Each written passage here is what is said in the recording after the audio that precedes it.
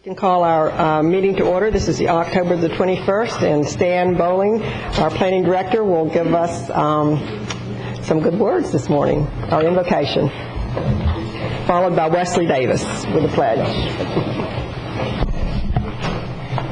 Let's pray. Lord God, this morning we want to give you thanks for beauty and faithfulness. We thank you for those things. Every time we experience or get a glimpse of them, we're directed back to you because you are beautiful and you are faithful, and we thank you for those things. We ask this morning for your eyes and your heart. We need both. We ask that you would make us teachable, not hard-hearted. We ask that you would make us correctable, not conceited or stubborn.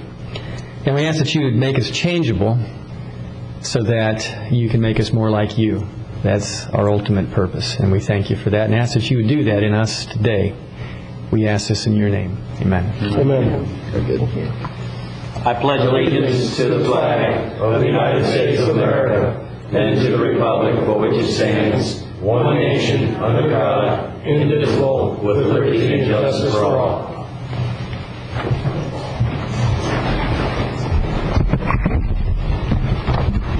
Do we have any additions, deletions, or emergency items? Madam Chair? Yes. I would like to add an item, if I could, under my matters. I dare say routine, because it should, if it were so routine, it should have come under the proper protocol. This is just a letter from the Historical Society requesting a letter go out on behalf of the county commissioners that we did send it out last year.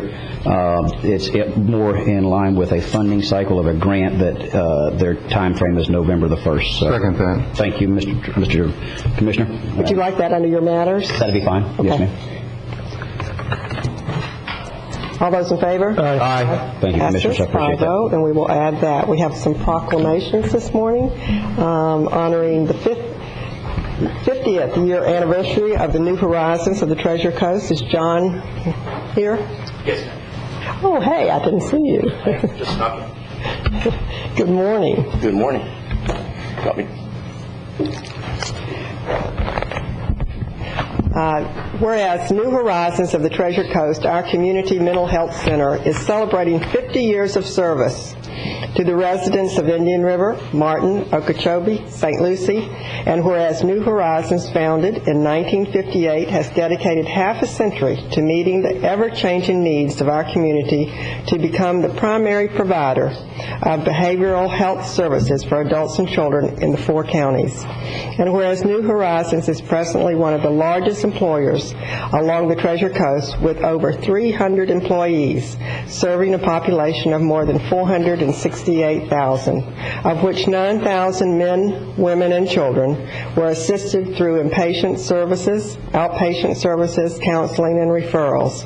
And whereas New Horizons continues to evolve and meet new challenges as they begin For Our Kids, a 4-county campaign to build a desperately needed children's crisis center.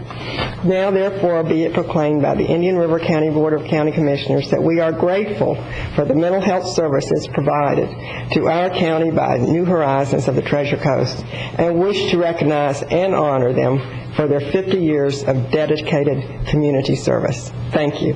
Thank you. Thank you. Can I just say a few words? Oh, please, yes. First of all, I want to thank each of you for your help over the years. 50 years is a long time in the community, and hopefully we'll be here another 50 years serving Indian River County folks. I also want to express a special thanks to you, Commissioner Bowden, for your help over the years. You've certainly have a special interest in mental health, and I know I speak for the mental health community, the Indian River County Collaborative, to say, just what a great job you've done, and you'll be missed. So I just want to get that out there for you. On behalf of our board and our clients especially, thank you for the proclamation. We appreciate it. And I guess there's not much more to say except we're here to help everybody. And if you need us, you know where to find us. So thank you very much. And thank you for your 50 years. Thank you. Congratulations. Thank you.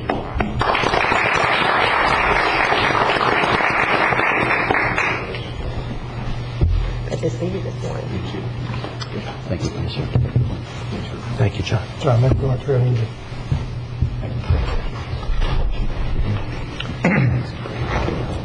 Oh, I also want to say a special thanks to Joe Baird. I forgot. Sorry, Joe. He's been just great over the years to work with, and he always has some good recommendations for me. So thanks, Joe. Thank you. We have a presentation by the United Way. Good morning. Good morning, all. If I may, I'd like to just take a moment to introduce myself and a couple of my associates who are with me this morning.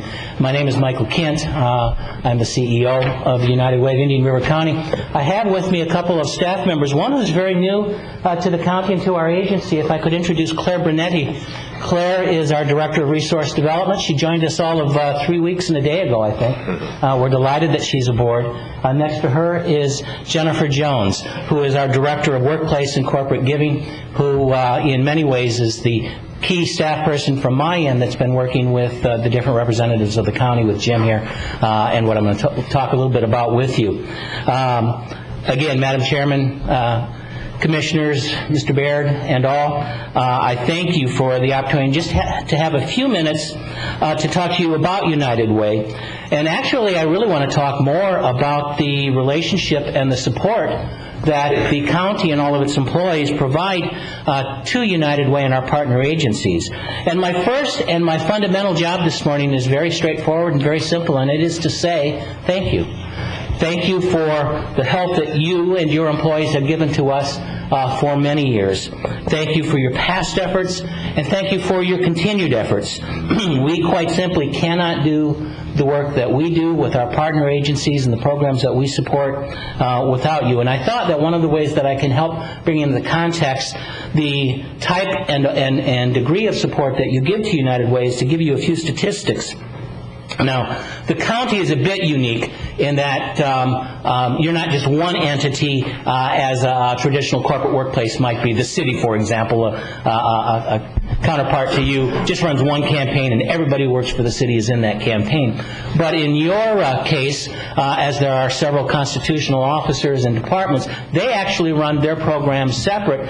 And then Jim Sexton is our employee campaign coordinator who runs the employee campaign for all of those that aren't in one of those constitutional officers' departments. And I've got some numbers for you that show individually how some of those departments do and collectively how the whole county does. The first number that I've got for you is that all of the county employees, all of those constitutional departments and those that aren't, last year in the 07-08 campaign collectively contributed $56,704 to United Way.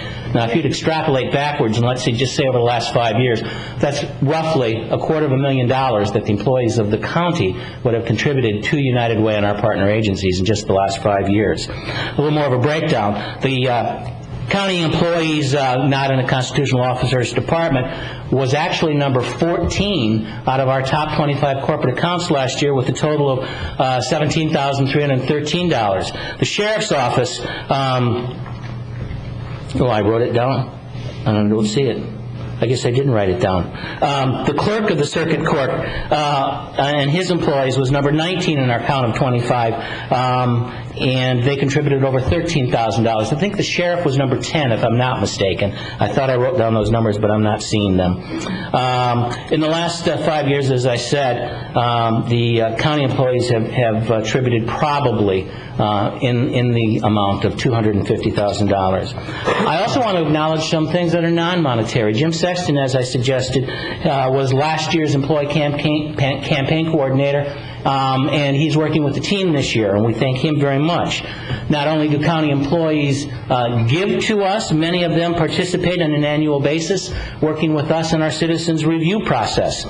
I've got to thank Chris Mora and his team, who for the last 2 years have assisted us with the installation of those ubiquitous United Way thermometers around town. We appreciate their support very much. And last and very far from least, Joe Baird has stepped into a leadership role with our campaign cabinet this year, and Joe is the chairman of the Public Service Division and is already bringing, he's smiling, Riley, he's already bringing a lot of support and given us some help in some other areas. Just because of the contacts that Joe has throughout the community, he's already been very supportive of us and has got several months of work yet throughout the Public Service Division. For the money raised, for the participation of all your employees, again, we want to say thank you. And we thought we'd take this opportunity to note that this year's campaign is just about to begin. Jim's been working with Jennifer, and the other constitutional officers have been working with Jen and her loaned executives to get things ready to run. And we thought that we'd take a moment. It's a short 2 or 3 minute DVD that we've got, a video, that all of your employees see when they go to their departmental meetings to learn a little bit about United Way. I think Jim's got it all queued up, and we'll just take a couple of minutes to view that.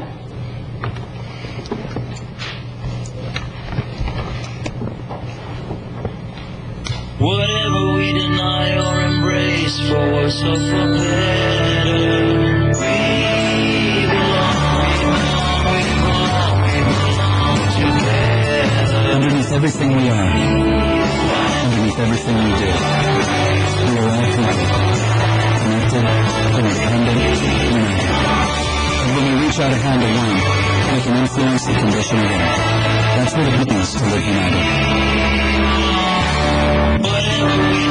United Way advances a common good by focusing on the building blocks of a good life: education, income, health.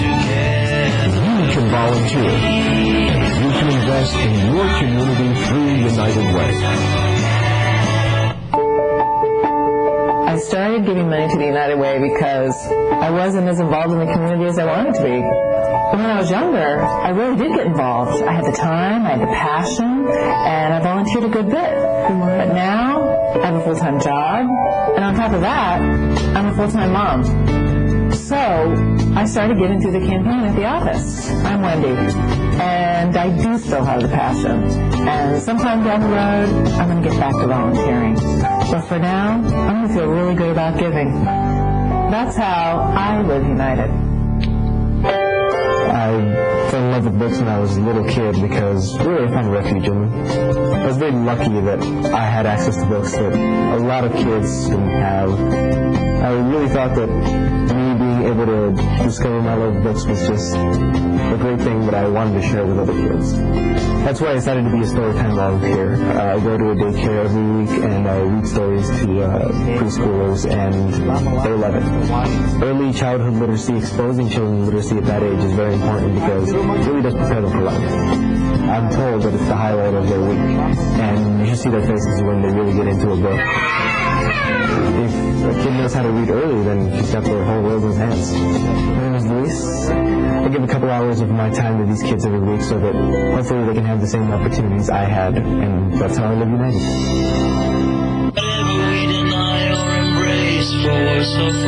Because everyone deserves a chance. This is my home. Giving my time is what I do to honor it. Heck yeah, you can make a difference.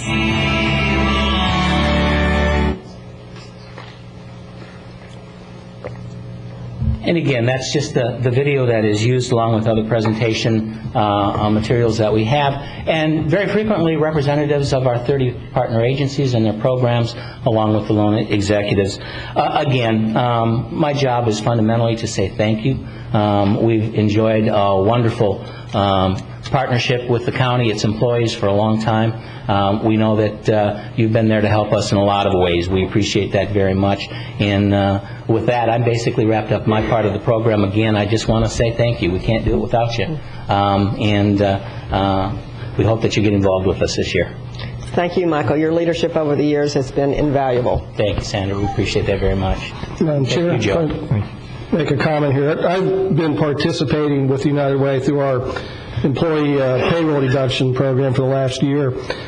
And it was a very small amount, but it was participation. It all adds up. That's the point. Yeah, and then this year, it's been a real tough tax situation and income for a lot of folks, and a lot's been made about our salaries and such. And so I asked Jim to calculate the difference in the pay rates we just got in October, and it came out to about $34 a pay period. So I told Jim I wanted to increase my United Way contribution to make up that difference. And then Jim, being a great project leader, he said, well, you know, Commissioner O'Brien, for a couple dollars more, you can hit this leadership level thing. So being the good salesman he was, he talked me into it. So, Jim, I'd like to go ahead and give you my ticket now and hopefully challenge the rest of the board here to also step up and participate with the United Way. Yeah, all right. Good job. Commissioner O'Brien, thank you so very much. We appreciate all that everyone does. And again, we know we're facing a very challenging economic situation. But we're going to get out there. We're going to do the absolute best we can. You know, I know that our agency's needs haven't diminished. If anything, in these economic times, there are more people knocking on their door. So we're just going to do everything we can, and it takes every little bit that everybody can contribute to the pot. Collectively, we make a difference. We impact and change lives in our community. Thank you, Commissioner O'Brien. You're quite welcome. You all. You know, I think that everyone has to realize that everyone knows that we've got high unemployment, which means there's going to be more community needs, which means United Way is going to have to help more people. So this year, I think, is going to be more important than any year ever to help in volunteering and giving towards United Way, because our community is going to be hurting with the high unemployment.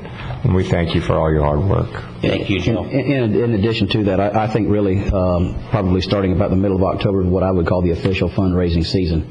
And it goes from now until the middle of April. We publicly kick off United Way November 12th. Yeah. And you all should actually have received invitations to that out at the Richardson Center. And we'll run through the first week in March. That is our public campaign. A lot of the workplace campaigns actually began back in August, and some of the employers are working now, as you'll be very shortly. I know I did my first official charity auction about 2 weeks ago. The season is here. The season is on us, and I think exactly what Mr. Baird just mentioned is going to be very appropriate this year. This weekend we have the chili cook-off, which those proceeds go to charity, and it would. I just encourage the community to get out and take part of these for not just the good things that they do, but also the sense of community pride that I really think sets us apart from anywhere else on the east coast of Florida. This is a tremendously giving community. Yes. Even though we face a tough economic situation, we've just got faith. We're going to be there. We're going to do everything we can. And we believe we'll meet our goal, which is going to be announced publicly at that 12th. We're actually approving that goal today at a board meeting. So we're going to be charging hard, I can tell you that. Thank you. Thank you. Good to see you. We can have approval of our minutes of the regular meeting of September the 9th, please. Approval. Second. All those in favor? Aye. Final budget hearing, September the 10th. So moved. Second. All those in favor? Aye. Passes 5-0 again. Consent agenda. Anyone like to pull anything from the consent agenda? Madam Chair? Yes. I'd like to pull items A, Okay. I, and K. All right. May I have a motion as Move to approve amended? the consent agenda as amended, Madam Chair. All those in favor? Aye. Passes 5-0. A. Yes, Madam Chair, I just pulled this for a separate vote. This is Commissioner Davis's Amendment 2 resolution. I'd just like to have it voted on separately, please. Move to approve A, Madam Chair. Can we state what it is just for Sure. the... Yes, it's a resolution audience. supporting the constitutional amendment number 2, marriage protection amendment. Do I have a second? Okay. Second? I'll second it for you. Thank you. You're not going to second it this time, Gary? No. Okay. Any discussion? I'm going to vote the opposite way that I voted last time, and I'll tell you why. Okay. And I wished also that we could have pulled Commissioner O'Brien's amendment resolution that supported Amendment 6, I believe it was, on waterfront property. I think when we start doing these resolutions for elections that are general for the state, why don't we do a resolution to support Obama or to support McCain, or who's running for Senate or the State House or whatever. We don't do that. I think we should be here giving information in that direction when these things come up. And I think with the property amendment that they should either rezone the property or they should raise the rental on their docks or whatever, rather than give them a tax break. And so I'm opposed to, I'm going to vote against the resolution simply because of that. It's something that the people in this state are going to vote for in the next 2 weeks, and it's up to them. And I think we should give information in that direction. So basically, you're just voting, as you're stating, not to endorse or not endorse it. That's correct. But you're really voting no. I'm going to be voting, right, I'm going to vote not to support the resolution. And there may be some people... I voted today, my principles, and that's where this should be done and not at this meeting. Okay. There may be some people that want to speak on this, I don't know. So, but I'm obviously in favor of moving it forward. Okay, anybody want to speak on this, now that we've gotten into the controversy? Come on up. Name and address for the record, please. Do we have a microphone? This reach down here? If not, we should have a portable microphone. Is there one underneath? I can bring this down low enough, I think. Okay. Okay, is that going to pick up? Yes. It does, loud and clear. Chairman Bowden. Good morning. Commissioners, Mr. Baird, Mr. Collins. It's very nice to appear before you this morning. And actually, I'm glad that the item was pulled, Commissioner, because this does need discussion. The resolution before you this morning is exactly what is in state statute. You're not voting to change anything or make any additions, deletions, etc. You have before you Chapter 741, Florida statute regarding marriage. Commissioner Davis originally brought this forward, and we, of course, are glad to support that, and want to thank you, Commissioner Davis, for your efforts in this direction. As far as Commissioner Wheeler's comments, and if those thoughts are also on your minds, Mr. O'Brien and other commissioners, I'd like to tell you that your governor, our governor, Charlie Crist, our Senator Herodopoulos, Representative Popple, and Pruitt, Senator Pruitt, have all stepped forward and are supporting this along with 400 other legislators in the state of Florida. This is not something that is out of the ordinary or unique. These are the political leaders, as yourselves, coming forward to support traditional marriage, just what we have in state statute. The purpose of moving this statute into the Constitution is to not repeat the problem that has developed in the state of Massachusetts, California, and Connecticut, just recently Connecticut, where the activist Supreme Court judges of those states have changed state law, and that state law was traditional marriage between one man and one woman. The activist judges around this country have changed state law by the stroke of a pen. This amendment will remove that opportunity for the judges in this state to change state law. The state law, which is on the books, is there at the will of the people. We want to keep that statute, 741, and traditional marriage between one man and one woman as the law of Florida, untouchable and unreachable by judges. That will change over a period of time. So you would be following in the footsteps of 400 other legislators from the governor and other prominent individuals who I've already mentioned. What is before you this morning does not change anything. It merely codifies in the Constitution in perpetuity marriage between one man and one woman. And as our political leaders, I would urge you to encourage the people, just as this resolution does, encourage the people of our county to stand up for our state law and codify this in our state constitution. And I'd be glad to answer any other questions.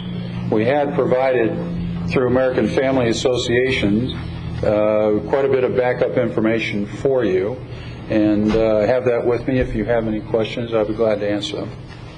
Any questions?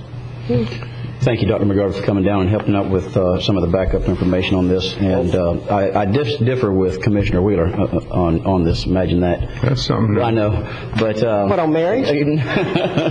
no, and because Commissioner O'Brien's resolution that he brought forth in support of number 6, I think is appropriate, and I think that providing leadership roles in that instance, and totally respect your opinion and your decision to vote, against whatever you'd like. But as far as saying that it's not appropriate, I just disagree, and we'll move forward. Well, I'd like to comment on that because I'd like to be consistent in my votes as much as possible. And for instance, when the 1 cent optional sales tax came up back in the 80s, I helped spearhead that, and I voted against $15,000 that was a 4-to-1 vote for the county to spend $15,000 to promote the 1 cent optional sales tax.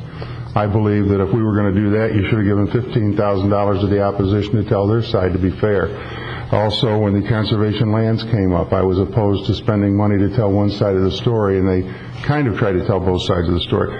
But I really believe as a board, and when you get into these political questions that are on a statewide ballot, we've all got the option and the opportunity to go to the ballot and cast our vote, which I did this morning. And I believe that we shouldn't, where do we draw the line on this? Suppose I come in here and I like one senator better than another, so I say, okay, well, I want a resolution for this. Should we vote on that?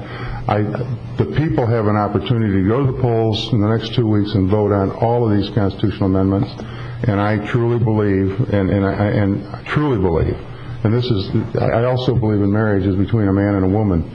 But I truly believe that this question should be done at the ballot on an individual basis, and we shouldn't get into these. And that's where you and I disagree. But I'm being consistent over the years in my feeling on that. Unlike Amendment 6. I made a mistake in Amendment 6, as I did in this one a week ago. Oh, you make mistakes? Oh, yep. Okay. I try to do the right thing, but sometimes we make mistakes. Okay. None of us are perfect. Yes, you have I appreciate all the comments. I most certainly will be consistent and stand by my original decision in not supporting this resolution to go forward. It's not based on the merits. It's just based on the very principles that you discussed, Commissioner Wheeler. It's not a place for this governing body. Local government should not be imparting any pressure or suggestion towards people's rights to be able to go to the polls and vote accordingly. That's why it's on the ballot. It's there for your choice and not for us to impart upon on a governing body level. Thank you. Okay, I'm going to weigh in here too. I don't think this is pressure on anybody. I think it is publicly stating what we believe and how we're going to vote, period. Most certainly, I have done that on an individual basis. Yep. All those in favor? Aye. Opposed? Aye.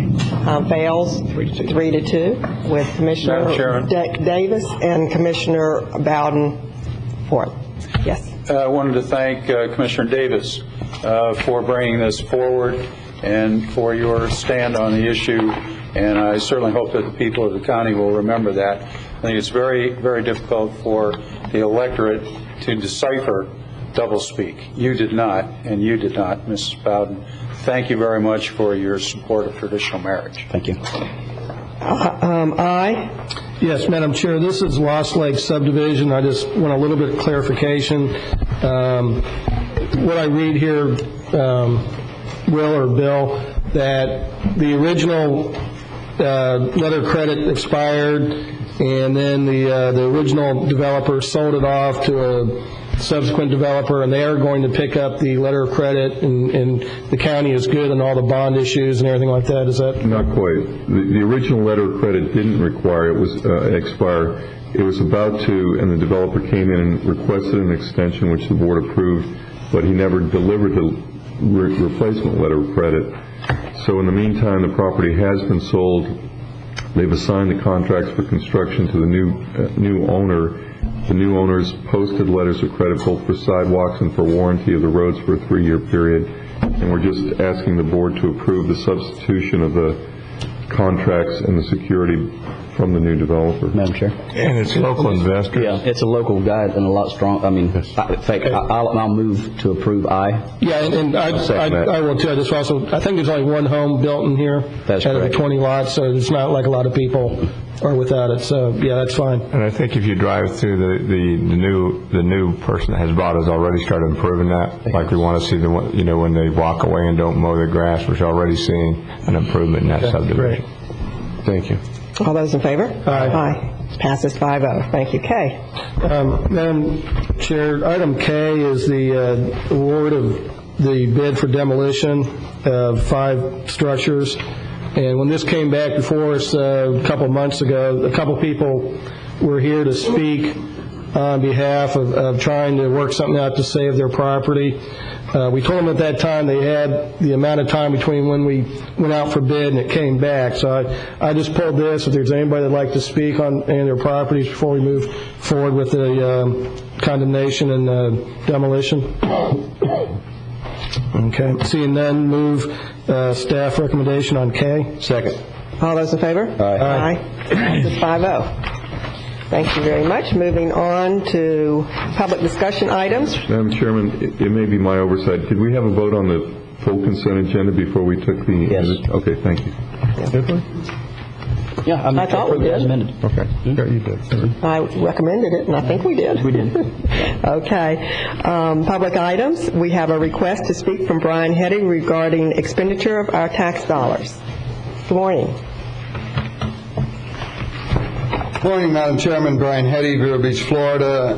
First, my apologies for not being here at a previous meeting where I was scheduled. I did call in. There was a funeral that, of course, was unexpected that I needed to attend. And the second week, as many of you know, I work with the veterans, and there was an appointment that I had with the veterans that I just couldn't cancel. Anyway, my apologies, but thank you for having me here today. And if anybody wants to make a resolution to support me for county commission, I wouldn't have any objections. I wouldn't have any objections to that.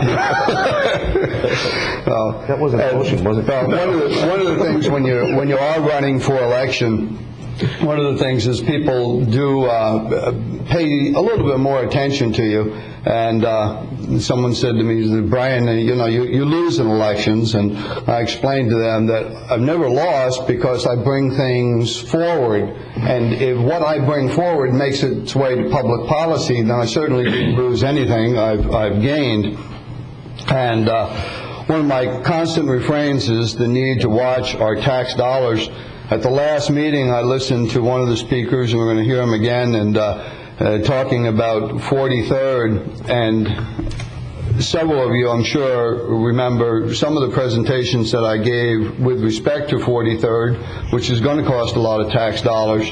And if you look at some old cities and you see where there was restraint in making wide speedways through neighborhoods, those neighborhoods wound up being the desirable places to live. And a wide speedway doesn't necessarily add anything to the community, and certainly doesn't add to that neighborhood, and cost us all a lot of dollars. And certainly in this particular environment, we're looking at being concerned about the expenditure of tax dollars. In my campaign, one of the things that I've talked about, or several of the things I've talked about, and whether I'm elected or not is not important, but what is important is that if we can look at some of these things, and I would ask that the commission, whoever's on it, and staff, look at some things that can help us with our tax burden here in this community. The recent announcement of a company coming in for some biofuels it says a lot of good things about this commission and about staff. making easy the way for that company to come in, which is going to provide $50 million right off the bat in terms of development, and then certainly going to send back into the community 7 million, I think, initially, gallons of fuel, biofuel, which certainly will help us as a nation. And I think that it's important to do that. And going forward, I would ask that this county commission direct its staff to make it easy for corporations that are involved in solar, bio, wind, wave, all of those forms of energy, that we could make it easy for them to come into this community and develop here within this community. It could reduce our tax burden. It could provide for jobs, which are important. And I would ask that, again, regardless of who's elected, if you put that on the front burner and make it easy for those corporations to come in, I think that the end result would be to help us all. And another thing that's just a thought, and we hear about construction industry being down and the need to attract or to keep businesses within this community. If we were to take and initiate a tax policy where someone who wanted to come in a residential situation and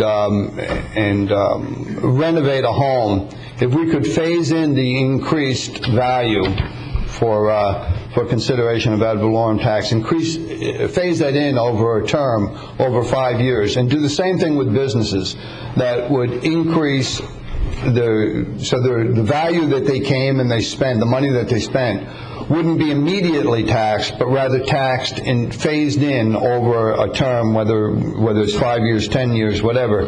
But I would ask that staff or that this commission give staff the direction to look at those kinds of things to make it easier for corporations to come in, which will increase our tax base and hopefully increase the employment opportunities in this community. And thank you for the time to speak.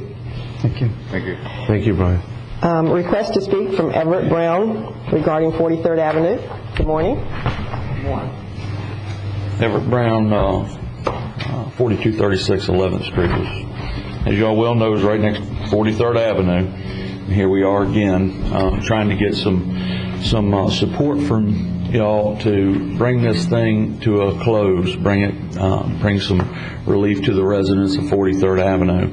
I've been here repeatedly and am likely to continue to come until I see some relief for the citizens of 43rd Avenue. Today I'm bringing before you a real concern about 43rd Avenue, and that being under Resolution 139, it states under paragraph 4 that affected landowners would be contacted within 30 days of receipt of 60% plans or within 30 days of receipt of a sketch and legal description of the property necessary to be acquired, and provided notice of their statutory rights pursuant to Section 73.015 of Florida statutes. Now, the last time I was here, we spoke briefly about this and the fact that the residents along 43rd Avenue have not received their statutory rights. I'm concerned about this. It's more than a concern. This is against the law. And I want to know what's been done. After you came last time, I asked our attorney, and if you want to pick up here, Will.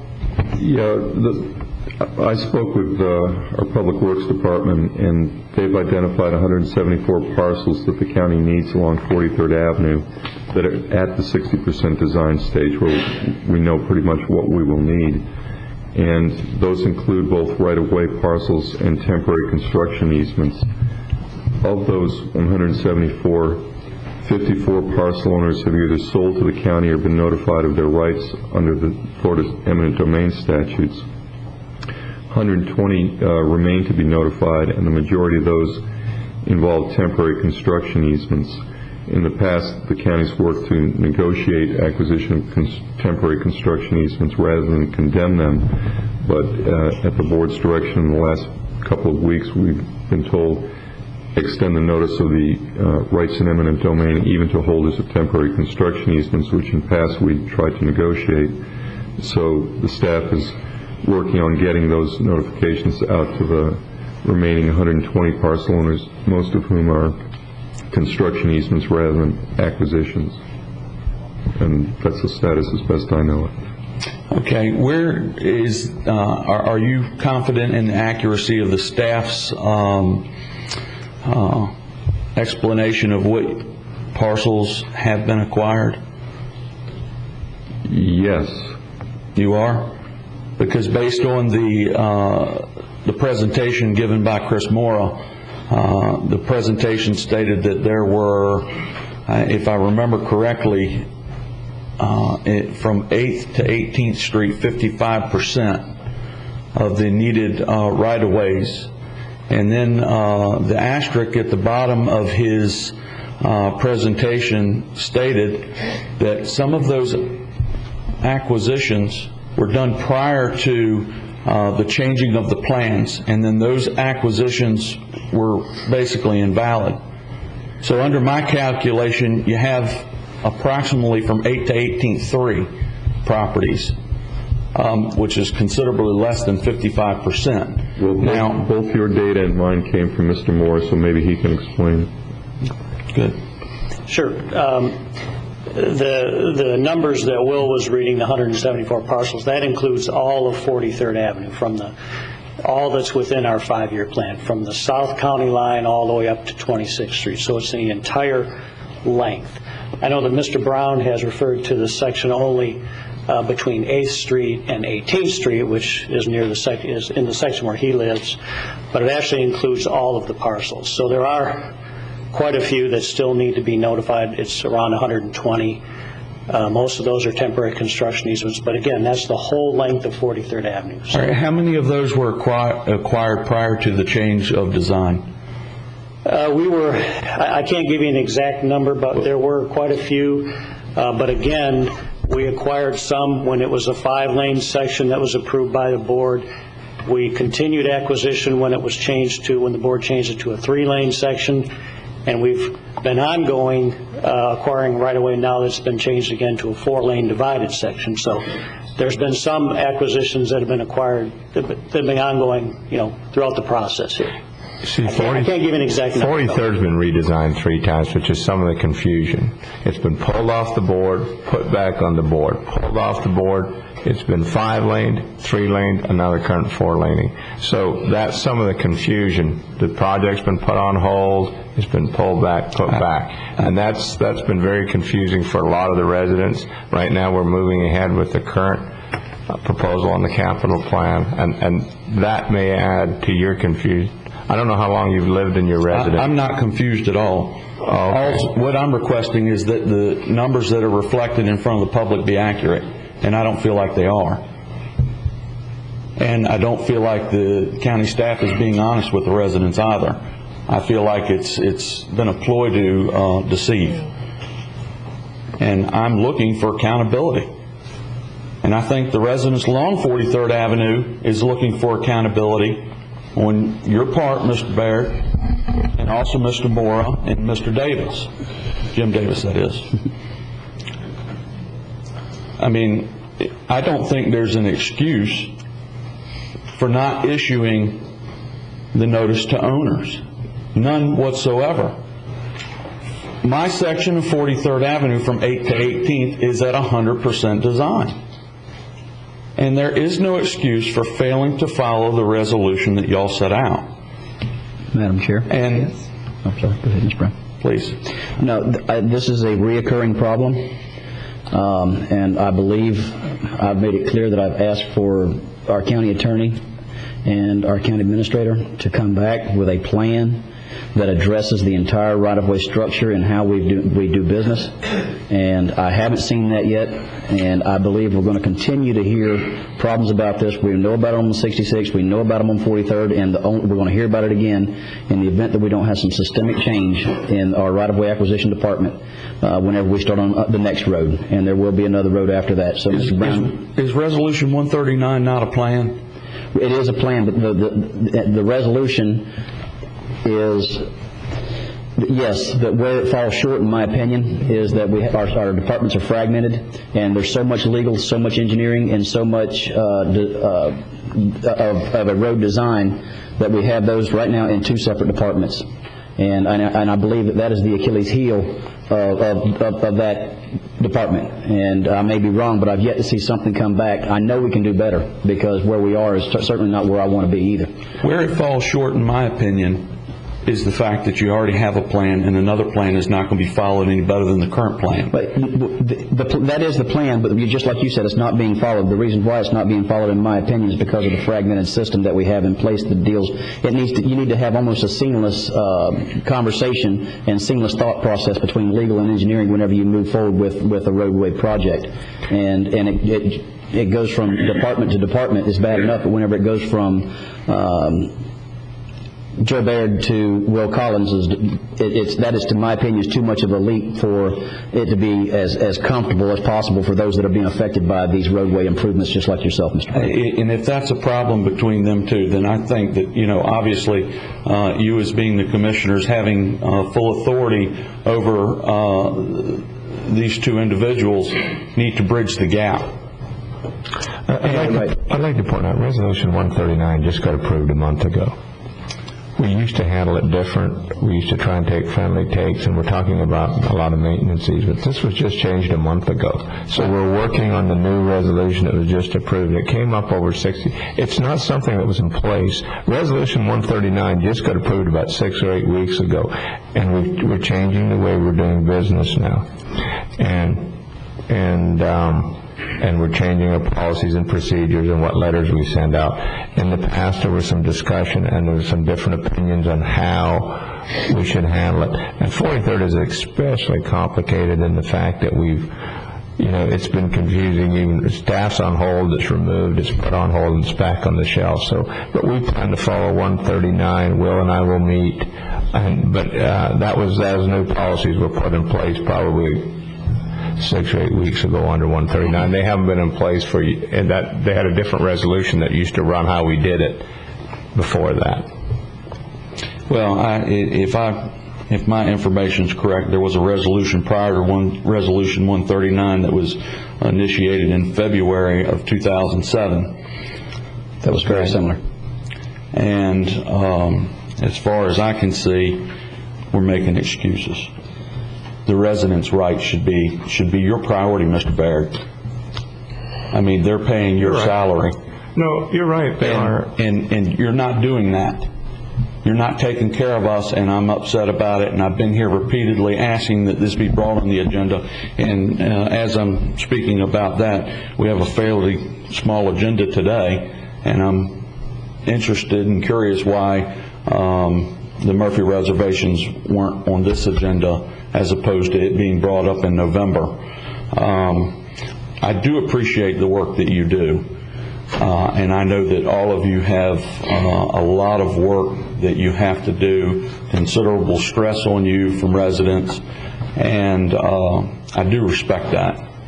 And I respect your positions as our county commissioners and you, Ms. Bowden, as our chairperson. And with that being said, I really, I would think that with all of the time and effort that's been spent on 43rd Avenue, y'all would recognize the damage that the project has done to the homeowners along 43rd Avenue. I mean, essentially our properties have already been condemned because we are suffering from the inaccuracies of the project, the inabilities to get information that's correct, any potential home buyers that we may have encountered are scared off, because this project has been, since 1995, has been back and forth, And it's time to stop sitting on our hands, and it's time to bring some relief to the residents along 43rd Avenue. Now, there were a lot of workshops in my research, and of course I wasn't here and didn't live in my home during that time of planning. However, I have spoken with a lot of the residents, and it seems as though there was a huge effort by the citizens to have this put 3 lanes, and then after all of the work that the residents did to ensure that this was not a 4-lane or a 5-lane road, the staff brought it back on the agenda, and it was eventually put forward as a 4-lane road with a boulevard down the middle. And you know, I think a lot of the residents are tired, and I've talked to a lot of them. I mean, the greater majority along 43rd Avenue I've had a lot of conversation with over the course of the last several weeks, and they're worn out. They're worn out, and they just want relief. So, you know, the Murphy reservations are a step in the right direction, bringing some relief to these homeowners. I think we've all concluded that the road's going to be put through. And what we desperately need is that you look at the effect that the road has had on the adjacent homes. I've said to all of you that my home is going to be within 45 feet of this road, and in particular my bedroom.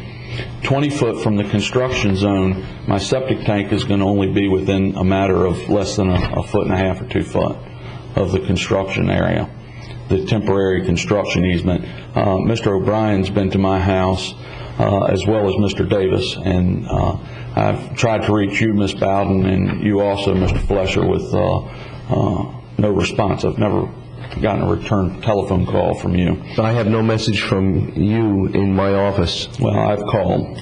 As well as I've called all of you. I answer all my calls, sir, and I would have gladly come on out to your house to take a look at it. I have a genuine concern about your issue. Well, I have no reason to tell you that I called when I did. You know, if I didn't. I called no argument here. I'm just letting you know that. That's. Please, I'm inviting all of you to my home. If you want to come as a group, feel free. I'd like for you to personally see where this construction zone is in relation to my home. I think a lot of the residents along 43rd Avenue have similar problems. You know, and you being experts in government, I would expect that you are probably the most concerned about the residents' needs along 43rd Avenue. And I would hope that you would come out, take a look, and see for yourselves. Thank you. This, as long as I've been on this commission, has been a dilemma, 43rd Avenue, and it has been planned, replanned, and planned again. And where it'll end up, you know, I don't know, but hopefully you won't be so unhappy after it's finished. If there's anything, Joe, Will, you can do for this fella, Mr. Brown. No, I know that. You've been up in front of us numerous times, and I think staff's met. I would appreciate it, and this whole commission, if there's some specific questions you would like answered, then we'll be happy to do it. Well, I guess, no, I don't have specific questions. I did hire an attorney, and I am moving forward with you know, trying to get my particular situation resolved. However, you know, that's the legal end of it, and the attorneys are going to work that magic amongst themselves. My purpose here is to let you, the commissioners, understand what's happening.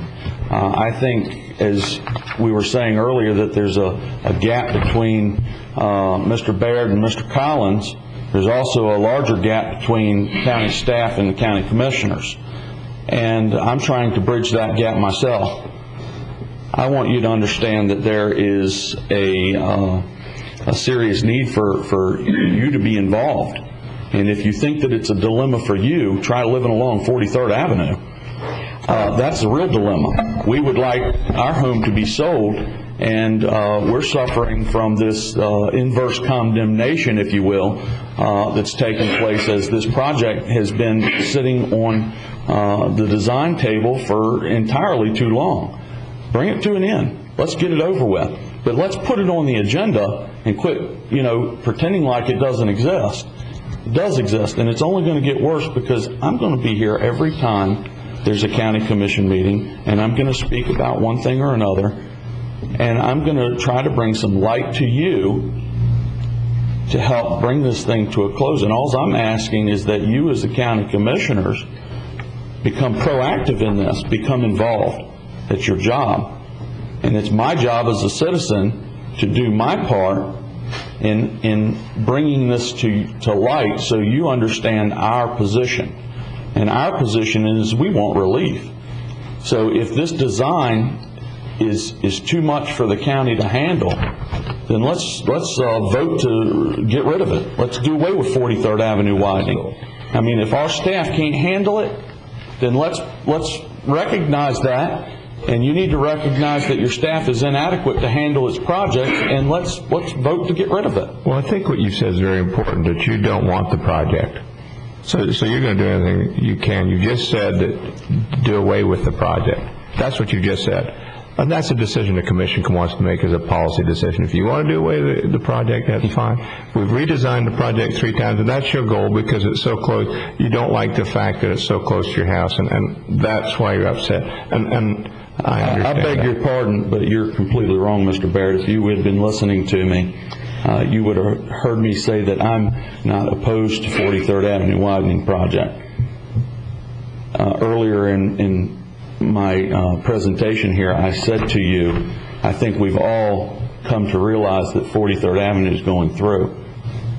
Okay. But what I'm saying now, Mr. Baird, is if you can't handle it, obviously there's some inadequacies with the staff in able to put this project to fruition, then maybe the county commissioners need to remove it from the agenda completely. Maybe we need to put 43rd Avenue away because you're incapable of bringing this thing to fruition. I don't think that's the situation, but you're welcome to come to every meeting, until this is resolved and solved. Madam Chair, if I could, my preference to the solution is to get the proper protocol in place and the proper alignment in the departments to make these things go a lot more smoother than what they have been, not to abandon the project.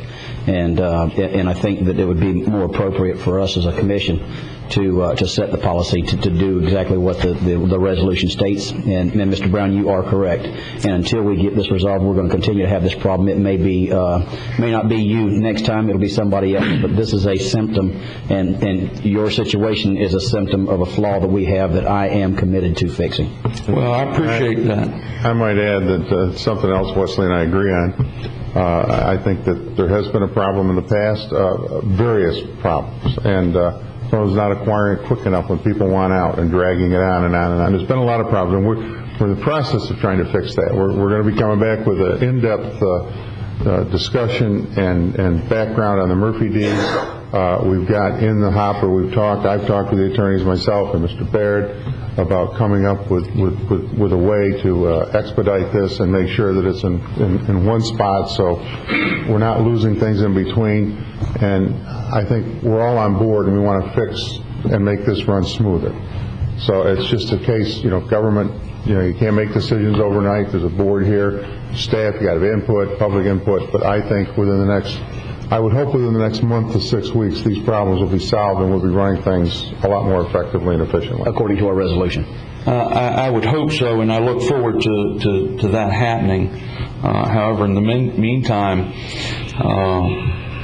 I think that there's a lot of things that have happened in the past that need addressed, and I'm asking you to address them. I'm asking you to address why these things haven't taken place. Well, let me suggest that the things that you think have happened in the past that we need to address, if it wouldn't be too much trouble, why don't you make a list of them, forward it to us, and let us look into it? I would be happy to do that. Okay. I really would. And in addition to that, I would like for you to give us a time when we're going to have this meeting.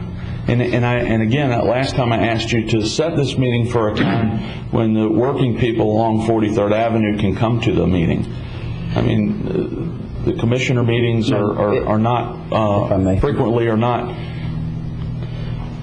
accessible by people who have jobs. Mr. Brown, if I could, I agree. I would love to hear a time from our administrator and attorney as far as when they're going to come back with a recommendation or some dialogue about what we can do about the department.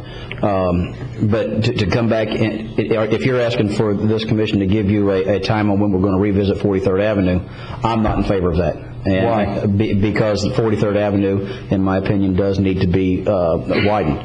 And so if we can't lower concurrency in there, which the state has told us that we can't, so that's just my personal opinion. If we can agree to disagree, or if you would like to chastise me for my opinion, no, I'm not going to chastise you for your opinion. You're entitled to it. And I think you're a little gun-shy there, Mr. Davis.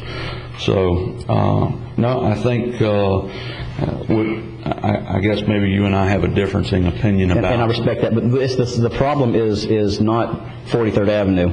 The problem is larger than that. The problem is our right-of-way acquisition. And that's what you are a victim of right now, is our right-of-way acquisition process. And as a policy setter, this board needs to sit back and look at what you have gone through and say, wait, this is the same thing other residents on 66th Avenue has gone through. And eventually, we need to realize it is systemic. It is not necessarily indicative to just a road project. When you talk about 43rd, there's people that got notices 15 years ago for a different road. Mm-hmm. And this is what you've got to remember. There's been 3 notices. This gets very confusing sometimes with the notices and the redesign taken off the table. This is not your usual project, but we are going to try and work to improve.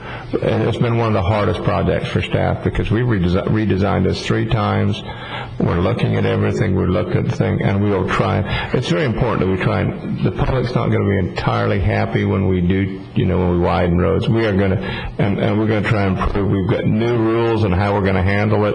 There were different legal opinions in the past on what we sent notices out. Now we've got a resolution that's going to tell us exactly. So now we're okay. And we're even looking at, I know you're unhappy about the maintenance. We looked at your maintenance, and we're going to try and work around you. That's what we're going to do. We're going to try and work around you so we won't even need your maintenance easement. So that should satisfy you. Well, it doesn't satisfy me because I don't believe that that's truthful. I don't think that you can work around me.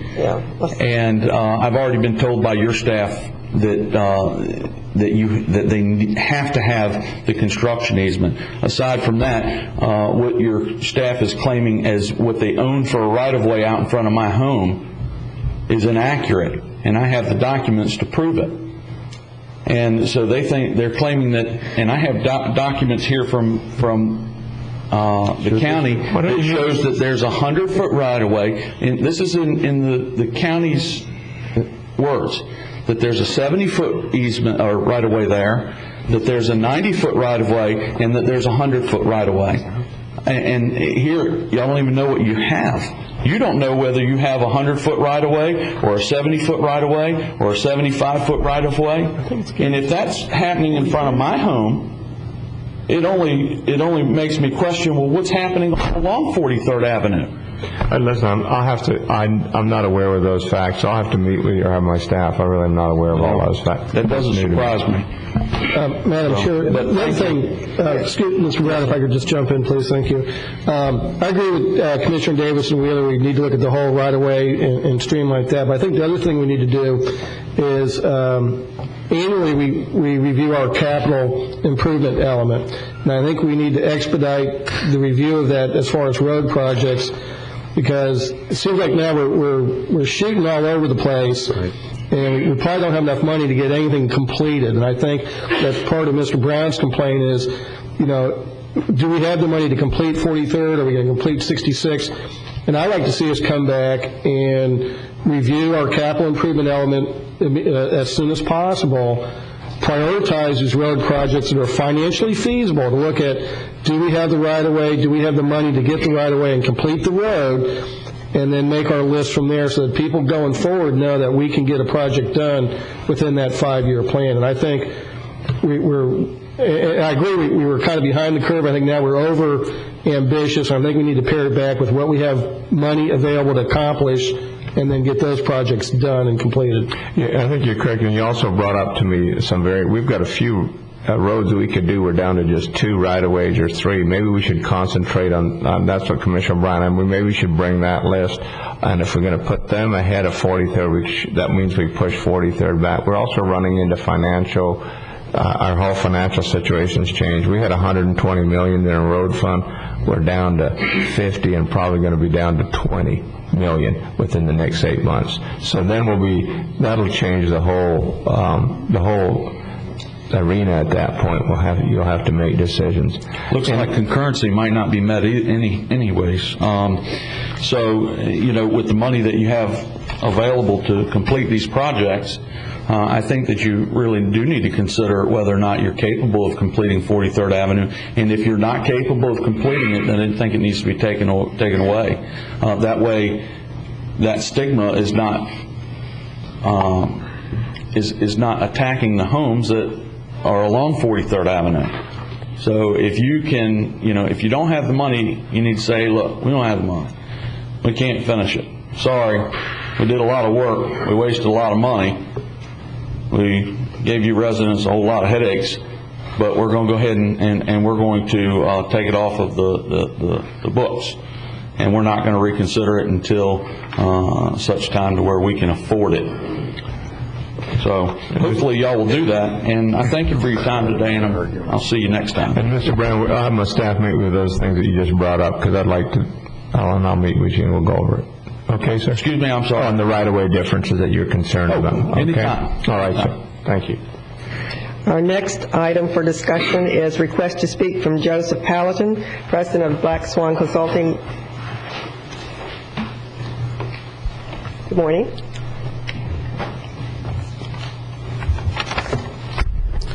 Morning, Commissioners. Joseph Paladin, President of Black Swan Consulting Entitlement. I'm here this morning to speak to you about the economics in the county, basically, and impact fees in general. We've had several discussions on this, and I've brought it up a couple times previously.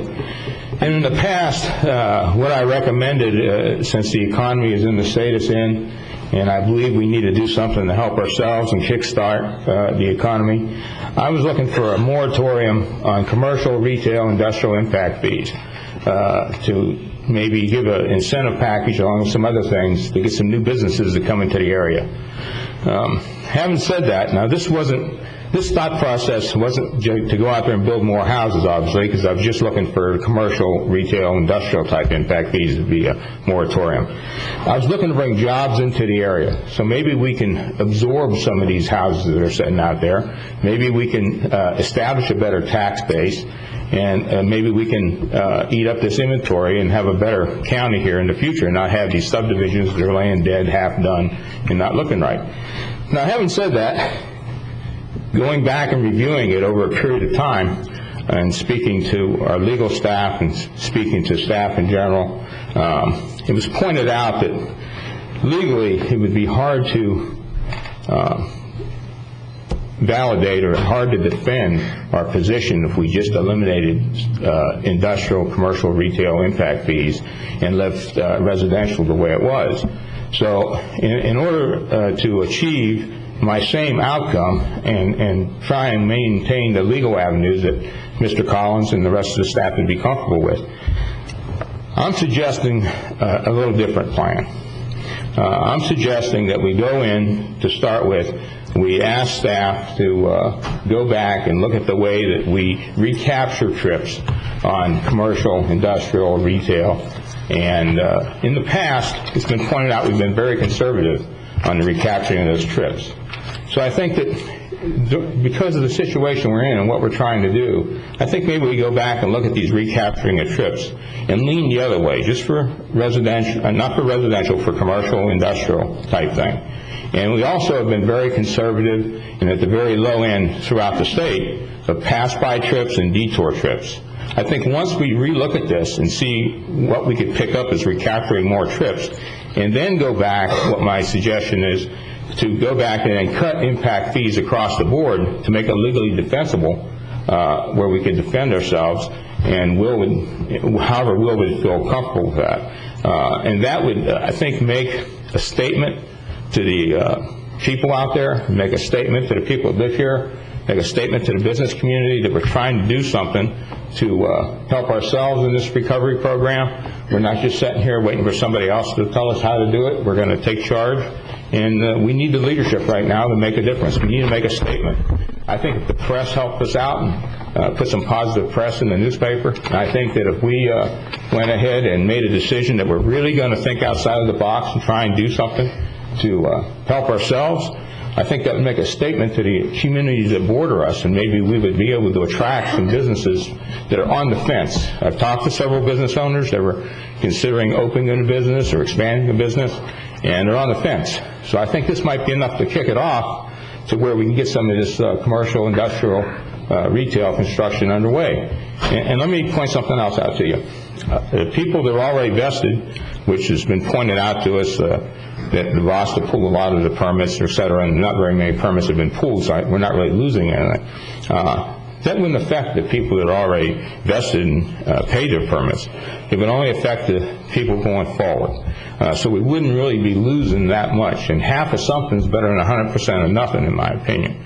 So I'd like to see us to really sit down and see if we could come back with a program that would make a statement. It would have to be a direct enough statement. It has to be a large enough amount to where it would make a difference. And another thing, as far as running the county, let me remind you, we're having a hard time right now taking in enough fees, taking in enough inspection fees, taking enough building permit fees to really function profitably in the county. Because business is slow. Everybody knows it's slow. Even if we reduce the impact fees for a temporary period of time, we're not reducing the building permit fees, the inspection fees, stuff like that. And those are the things that run the county from day to day. The impact fees are basically just used for infrastructure. It's not used to run the county. We can't pay our employees from impact fees. We can only pay our employees through the other fees that we absorb through the business area. So we wouldn't be, I think we would be increasing that amount coming through if we could actually entice some businesses into coming into the area. So I think this would be something that could maybe jumpstart this economy and get us in the head seat here, and as a leader of the community, go forward and make some of this happen. So I would just like instructions to staff maybe and their input. Since then, I've talked to staff a little bit more, and they had some other thought processes on maybe eliminating impact fees except for roads, because that's our biggest hardship, and to leave the road impact fees in, reduce some of the other impact fees 50%, and they're down around 24-25% reduction. I'm looking for 50%. I think if we went back in on the recapturing process and done a little bit more work with a little more time, we could maybe get down to that 50% to where staff would be happy with it, and it would make a statement to the public. I think we really need to work together and help ourselves get to the forefront of coming out of this situation we're in. And I welcome your comments. And if there's anybody else that wanted to comment, I'd ask Madam Chairman that she let them speak. Anyone want to comment from the commissioners? I just have a couple.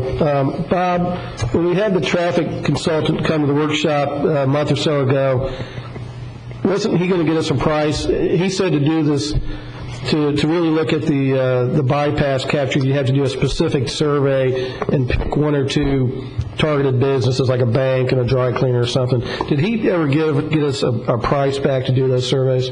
Yes, he did. I'm Bob Keating, County Community Development Director. His price is $27,000 per land use. So that would be per land use category if you want to study drugstore, say, or if you want to study branch banks, or if you want to study medical offices. Each one would be $27,000. When did we have the land use of banks? We have land use of commercial industrial in the CI zoning. No, we have a impact fee category. That's the land use category of impact fees. Yeah, you have a category for banks and fast food restaurants. And So for him to do us a study on basically those, we're up to, what, $250,000 for the different land uses? Oh, if you do all of them, it categories? would be really significant. This is one of the reasons why almost every jurisdiction in the country that has impact fees uses general categories. Primarily ITE, Institute of Traffic Engineers, has trip generation rates, and they have some other general factors that are used, because it's cost prohibitive for every community to go in and get a trip rate, 8% new trip, and a trip length for every land use category. Okay. My other comments, Madam Chair, continuing is one, Mr. Paladin, I understand your reason here, but I guess my concern is currently we have a lot of empty commercial space right now where those property owners have paid their impact fee, they've built the structure, and it's still sitting empty. And I don't know if by now giving a discount going forward, we're doing a disservice to those people that have paid their impact fees and can't fill their commercial building. And my final comment is, anytime we take away impact fees to build the structure, it's got to come from tax revenue then. It's pretty simple. We got to find the money somewhere. The Tax Foundation just came out with a study that reported that Florida was among the top tax-friendly states for business. We were ranked number 5. And they look at 5 areas of taxation that impact businesses: corporate taxes, individual income taxes, sales taxes, unemployment insurance taxes, and both residential and commercial property taxes. Okay? Right now, and I think, Jason, this is the 07, we are the second lowest millage rate in the state of Florida as far as our general fund millage rate. Correct. Is that still, we're still number 2, Jason? Is that the 07 numbers? Did we get bounced out of number 1? Monroe County, they got $1 zillion of tax value down there. Yes, we are the second lowest. We think we're the second lowest again this year. Then The county is the lowest. we are also the 19th lowest county for our overall millage rate. Okay? I understand your point on the impact fees. We do have a program where we can finance those for the businesses to help eliminate that bite. But I think a bigger selling point, again, is people call up and ask, what are the property taxes? Okay? They don't call up, and I got a list of all the building permits from 2 weeks ago. Nobody there, I bet, called up and said, what's the impact fee on this? But they want to know what their property tax is. And I think it's critical we do everything we can to keep that property tax as low as possible. I think that's that ongoing hit to a business, to an individual, that if we don't collect it on the impact side, then we have to get it on the tax side, and if that number goes up, it makes us less attractive. So that's my concern there, is we maintain that millage rate as low as we can. Madam Chair, may I respond? I'd like to ask Bob a question first on his comment before I answer yours, if that's okay. Sure. Bob, on that statewide number that we use because we can't afford to run a survey on everything we do, isn't there a flexibility in there between this percentage and that percentage? It's not like 18%. There's an amount in there that varies. Okay, I'm sorry, Chris, that's fine. Chris Moore, Assistant Public Works Director. Actually, there's a couple ways that you can reduce the number of trips associated with commercial. There's pass-by traffic. That's the traffic that's already on the road that will be diverted to that business because it's located there. And then there's internal capture, which are trips that end up never leaving the site because you've got mixed use on the site, homes and businesses, where you actually have to have very large development. But I think Mr. Paladin's referring to the pass-by traffic, trips that are diverted to the business, and those are actually fixed rates by the type of development. So a bank would have a certain percentage, not a range, but a certain percentage of pass-by. A fast food restaurant would have a certain percentage. But they come straight out of the Institute of Transportation Engineers manual, and they are used by almost all of the counties and cities when they look at these rates. We're not flexible enough to get a range of them. They're typically one percentage that's applied. Didn't you just do a study a little while back yourself and go back in and adjust the recapturing of trips inside a development? Didn't you just bring forth some new numbers? We've done various types of uses, like contractors' trades uses. We've been asked to look at elementary school sites to see if this grew out of the Imagine School development. We've looked at different ones, but it's difficult to get. You need a lot of information, a lot of data, and that's why our consultant has told us that it's so costly to do that. But we've not done one recently. No. So, I mean, you haven't made any adjustments in the last 4 or 5 months? Not on pass-by percentage. No, on recapturing, internal recapture. On internal capture, one of the things that came out of the McMahon report back 4 years ago, when I looked at all of our traffic generation, traffic impact study procedures, they said that we were actually too conservative on internal capture, and they did have us loosen up on that because our code only allowed us a certain percentage. So we have loosened up on internal capture within the past couple of years since the McMahon report came out. Can I just jump in real quick? Chris, when the traffic consultant was here, didn't he give an example of a county where they did do a specific survey and they found a pretty significant difference between the ITE numbers and what they actually found right. in I that think survey? They did a county-specific study, and I can't remember, Bob, which county that was. Actually, it was Osceola County. Right. And I think he found one parameter was lower than ITE, and another parameter was up. But I think overall it was beneficial to the land use. Yeah.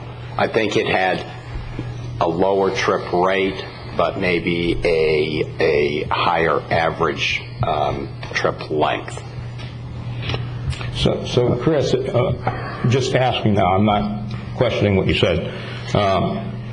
If another county had a recapture rate of, say, 30%, and our recapture rate was 14%, either they're wrong or they've done a specific study to justify that number. Usually they have some sort of study or backup data to back up that 30% number. If they're going to use a number that high, that's a very high internal capture rate. Usually you have to have something the size of a regional mall or a fairly large development to get that high of an internal capture. So you don't feel we really have that much flexibility in going back and recapturing some of these trips? Well, I think we can go back and look at the ITE internal capture rates and use it. But again, depending on which type of pass-by or internal capture you're looking at, right, we pretty much have to go by what ITE uses. Okay, and that's basically what I'm sorry, Bob. Actually, I was going to say, internal capture isn't factored into the impact fee formula because it really depends on the mix of uses. The more of a mix, if you have residential and commercial, depending upon the amount of each, you can get internal capture. One opportunity that we do have in our impact fee ordinance is for a fee payer to do an individual assessment, and that's where internal capture would come in. He has to get a traffic engineer and do a specific study that looks at the specific uses and the mix of uses, and he can determine a project-specific impact fee rate. We seldom have fee payers do that, but that's where internal capture comes in, but it's not in the formula that's used to come up with our standard rates by land use category. All right. Having gone over that part, Commissioner O'Brien, as far as the rest of your statements, I understand, but I think that what I'm asking you to do to try and bring some business development into the area, I think is an investment in our future to keep our taxes low. I think by establishing a better tax base and businesses here, instead of foreclosed lots and foreclosed subdivisions and pieces of property that the bank won't loan money on and they're taken back, I think overall we're hurting ourselves. and I say to you, I think that the cost of doing nothing costs us something. I think we have to take in my opinion, I'm not criticizing what you just said, I think we have to take an initiative to go forward and help ourselves. I just don't think we can sit here and just do nothing.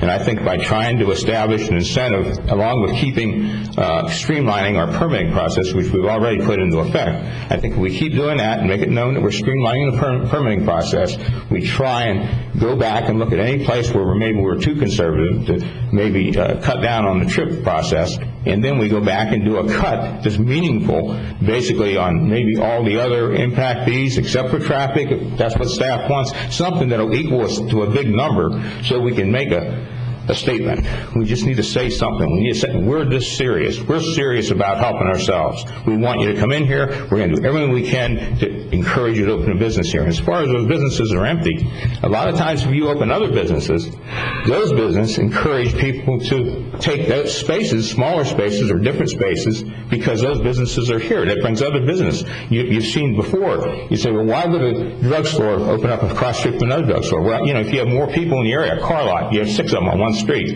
Well, it brings business into the area because all 6 are advertising.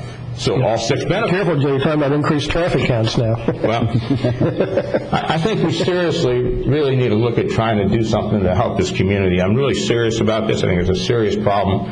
And I think if we try, I think staff and legal can support something that'll make a statement to the outside community. And I think with the press being on board, I think that we can bring some people in from adjacent counties. And plus there's some people right here in our own county, I know in particular, that would be looking to open up a business if they thought they could save their commercial, retail, industrial impact fees. Because there's a lot of businesses just didn't open up because of those impact fees. That's how big, that's how big of an amount it is. So I think we just directed to, let's try and bring something back to work together to make it happen. I don't mean 6 workshops in 8 months from now. I mean, let's do it. That's just what I would like to see. And Mr. Powell, Bob and I have debated the bypass of a local bank, for months now, and I think we still kind of disagree on what's being captured or not in the bypass level. I'd love to be able to say, let's do some of these surveys and get real numbers. And I don't know, is there a way, can we survey other planning departments in the county and kind of steal their survey results and see, at least make that step to see if we're way off or on track? Yeah, we can survey other counties. And actually, if you do want to do one of those studies, we do, as part of our impact fee program, we have an administrative fee that's part of the fee that we collect, and we do have funds in that category that would allow us to do a limited number of those studies, particularly if there's one land use category that you have particular concern about, particularly branch banks. We could contract with Dr. Leftwich to do that. Well, I would be in favor of at least taking a look at and maybe you could recommend if there was 1 or 2 kind of particular land uses that staff feels would give us the most bang for the buck.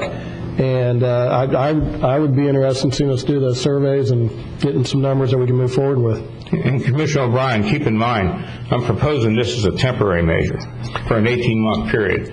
I'm not proposing this permanently. At 18 months, once we've acquired our real numbers, we've got to go back and do what we have to do to justify impact fees.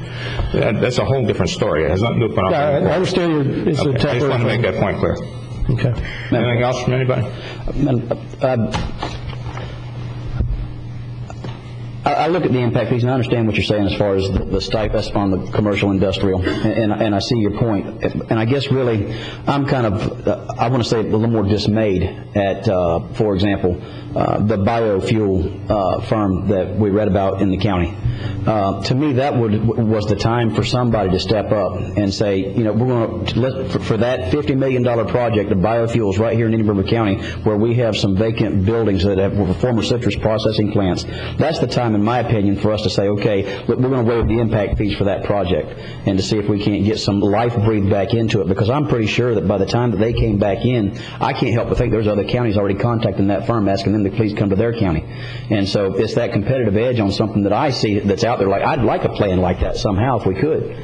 We don't think they need to pay impact fees. They're enough existing facility. We've met with, in fact, Commissioner O'Brien, because he's the head of economic development. All my staff, the chamber, has had several sit-downs with them They do not need to pay impact fees that we can see at this time, so it's not an issue. But we've had several meetings. Commissioner Bryan, head of economic development, the chamber was there, Bob was there, all my staff was there to roll out the carpet and say, whatever you need, we're here to help you.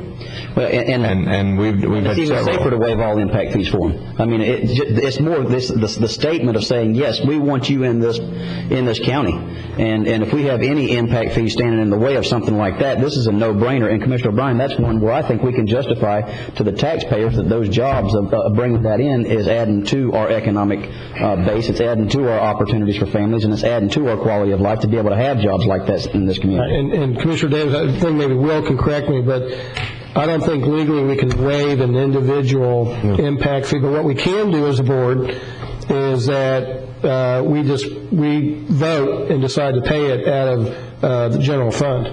Exactly. And so the impact fee still has to be paid, but the applicant doesn't. And just like we do with Piper, we're taking funds for economic development. If this board is serious about it, then we would just vote, say, no, we'll pay the impact fee out of our pocket because we want the jobs. We can do it that way. And again, for that kind of business, a business that is going to be, it's going to get us, in theory, from the T-Boone Pickens plan. This is the next step that I see. We have a tremendous opportunity to capitalize on, and I'd be very much in favor of that, as a matter of fact. Yeah, and Mr. Davis, let me say that this isn't about construction. This isn't about trying to build more houses. That's the last thing I want. This is about trying to boost the economy, trying to create jobs for people, and try and eat up some of this inventory that's out there that's draining the county right now. That's what it's about, jobs and the future of our economy. And I would ask that we just do something. Thank you. Thank you. Did you want to speak? Yeah. Name and address for the record, please. Art Krieger, 762558th Court. I've been a resident of Indian River County for 43 years.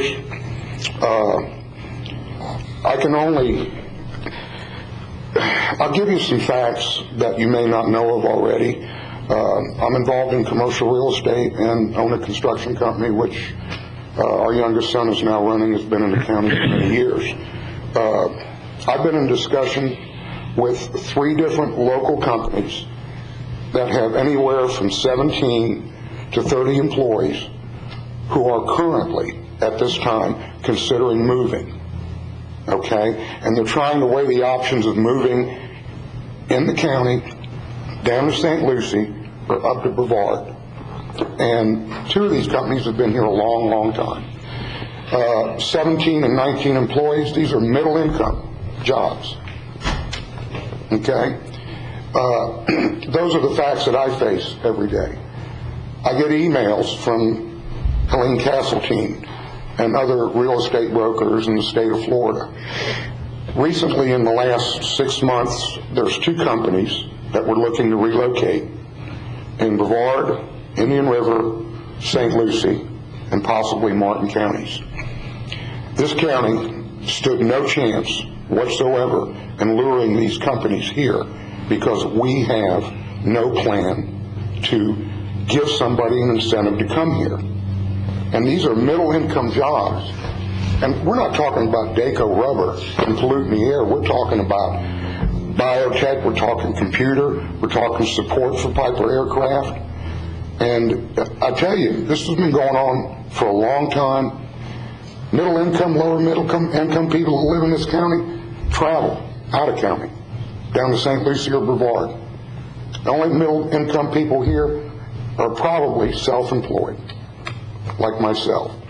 And if we don't come together as a community and a group to bring the proper businesses and give them some sort of incentive, and all the departments work together, we're going to die on the vine. There's no reason we can't take care of ourselves in this county.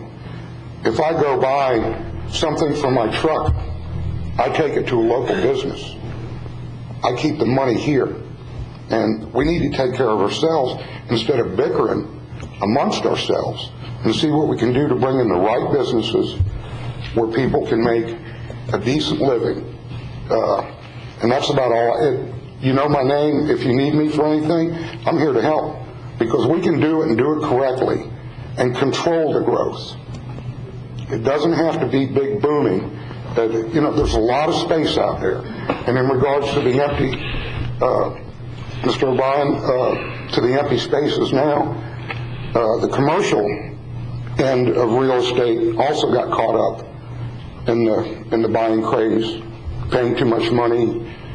They left the 25% value of the cost of the property, and we're paying as much as 50 and 70%. And they should have known better. And that's the problem that's out there. They pay too much for the property. They pay too much to develop it. The lease rates have gone from 24, 26 down to 16, down to 14. And that's where they should be. So we're going to see that flow go that way. But I beg of you, you guys, everybody needs to come together and put a plan together, whether it's an 18-month moratorium, some sort of incentive. Because I work in that end. And these three companies are, two of them have been here a long time, and very seriously consider moving. Thank you very much. Well, before you go, I'd like to take you up on your offer. Two things. One is, if you could provide specifics, okay, exactly what is it that's forcing them to move? Is it their property taxes? Is it they can't find a workforce? What are the specifics triggering their move? And same with the companies that are looking to move here. Because we do have incentives. Helene can tell you that. We do have incentives. Here's a book right here, in fact. I'm fully aware of the incentive zone. But more specifics as to what the other counties offered that we didn't, okay? Give us something to work on. And secondly, this afternoon at 3 o'clock, the Economic Development Committee is meeting right across the street in Building B. And I'd like to extend an invitation for you to come to that this afternoon, and we can continue this further. But I think if you can give us some specifics, I understand we say three companies looking to move, but what's causing them to move? We need to know the root problem. Well, first of all, the cost of doing business in regards to the availability of incentives offered by other counties and reduced lease rates and property values in those areas. And I can't cite all the specifics, but I can tell you that St. Lucie County and Brevard County, we need to look at the packages that they're offering these companies to come in. It doesn't hurt to read the book. Least you can do is learn something from it. I'm willing to learn, and I'm willing to gather that information. But I get these emails, and our county is never ever considered. They're always going to St. Lucie or Brevard County, and it's a known. I mean, it's a known in my business world. And it's what I do every day. So why don't I respond to that and see what information I can get on an incentive package from St. Lucie or Brevard County. I'm presently involved in some construction consultation in Brevard County and St. Lucie County all the time. So why don't I see what I can pick up? And I've met with Helene Castleton. And like I said, I'm willing to devote whatever time is needed, but we desperately need to do something here. Our youngest son has two boys, and maybe they'd like to stay in the community, but what are they going to do? I mean, and this doesn't have to turn into a Fort Lauderdale or Miami. We're all much smarter than that, and no offense to those cities, but we do have to attract some quality business. And I would love to have you do that and be glad to sit down and work with you on it. And again, you're extending an invitation to the EDC meeting this afternoon at 3. And if you get that information, please bring it to me and we'll get it going. I'll be there. I have to cancel a doctor's appointment, but I'll be there today at 3 o'clock. Yeah, I appreciate that. Thank you, sir. Helene, we do look at what the other counties offer as far as their package, and we do have one. I think Helene should have that available because that's under her economic development. But I did hear about some companies, but because of the whole national economic thing, they pulled their whole moving or adding to their company away. I will say we do have to look in our toolbox. Commissioner O'Brien has brought up looking at bringing to our voters tax abatement, which I think is extreme. No, I don't think it is. I think it's a great word. Well, it is. And if you want to attract a business, it's a great word. No doubt about it. So I think that we need to work towards that because I think it'd be important attracting industry here. I doubt they're moving for ad valorem taxes. St. Lucie's general fund millage is 2.5 times mine. So I don't think it's Avalon taxes, and Brevard's taxes are higher than ours. So I do not think it's Avalon taxes. So we need to peel back the layers and find out we're definitely interested in bringing industry here. When you talk to Helene, why don't you prod the fact that she did some work, I think, previously in Collier County and worked with the local attorney there on bringing a tax abatement to that county. And just for the record, two of these businesses are the reason they're wanting to relocate is they're wanting to expand. They need more space. And that's what we're missing here is that's what's resonating in my ears right now is the ones that you said that are already here that are wanting to expand and they're having problems. Both of them need more square footage. And that's fine. All this program that we have for the relocation, that's fine. But, we found out real quickly with Piper that you need to work on keeping your businesses here, not just getting new ones to come into the community. And it's almost like if you work on getting businesses to stay here, the rest will almost fall into place. Well, we have to do something, so... If you could give me the name, I'd like to meet with you afterwards and we can get the name and maybe just talk to those companies, see what the issues are, see what we can do to help. Okay. Thank you, sir. Thank you. I just, when these things come up under public discussion, I'd like to see them come in, give their idea, and then we decide at the board level whether this is something we want to pursue and move forward on rather than having 20, 30-minute, 40-minute input from a certain few when the public doesn't even know it's going to be discussed in any detail. And I think there's some merit to what's been said. I'm not knocking anybody, but we sit here and we listen to all this stuff, and it turns into a basic conversation back and forth. I wouldn't mind having someone, do an exercise like you do in school or college and say, okay, here's a business. Now take that business and let's look at St. Lucie County and Brevard County and Indian River County and look at all the aspects and see where you can do business less expensively or a better environment.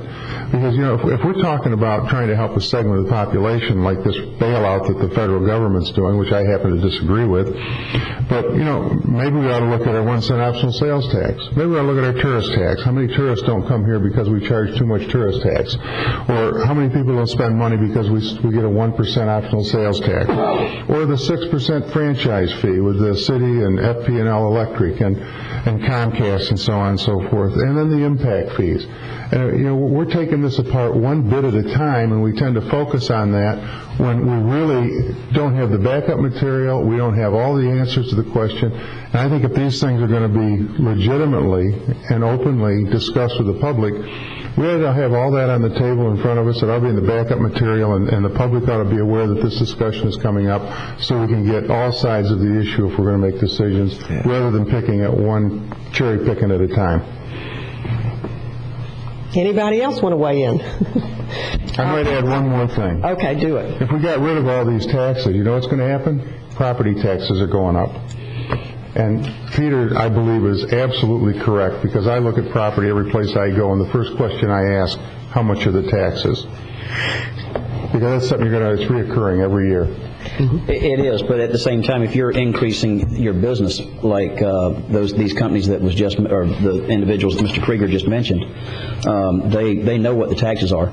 But whenever they find out how much more in impact fees they've got to pay to be able to expand another 1,000 square feet or 2,000 or 5,000 square feet, that's whenever they start looking up into the north and to the south, or even in the community to one that's already in existence that was built before those impact fees were in place. Well, that's why I'd like to compare apples and apples. What are the impact fees? What are the taxes? What is the property cost? So on and so forth. I know a lot of people, and with the gas crisis across the nation, I think it just became apparent to a lot of people that buy a house 20 miles away or 30 miles away from where they work because the house is considerably cheaper than the house they could have bought within a mile of where they work. And they don't stop and think that, over the next year you're going to spend a lot more money on tires, gas, insurance, and everything else to drive back and forth or transportation. And so I think we need to have a complete package and picture. Let's take a hypothetical business and let's look at the three counties and look at the pros and cons and put that in front of us, and then decide, is there something here we can improve on, or are we already better than our competition?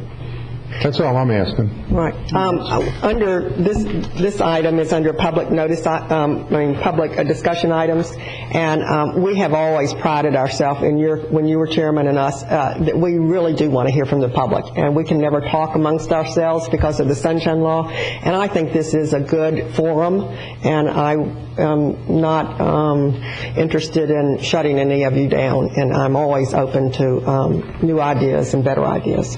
And with that, if there's no more discussion, we're going to take a 10-minute break.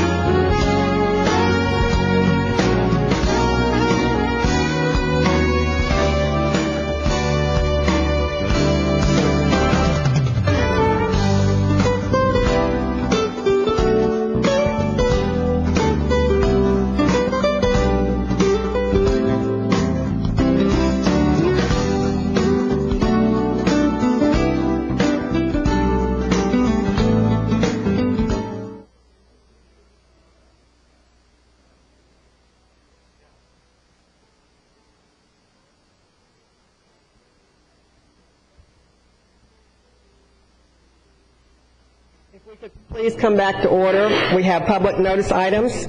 Public hearing November the 4th, county initiated, request to amend the capital improvements element of the comprehensive plan.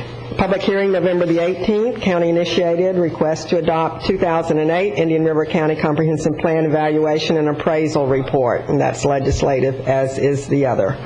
Under departmental matters, community development, consideration of Indian River County Transit Development Plan, TDP, major update. Good morning. Hi, good morning. Phil Mattson, Indian River County MPO Staff Director, and we're here to consider a Indian River County Transit Development Plan major update. And let me just start by saying transit in this county is a multi-agency, multi-departmental effort.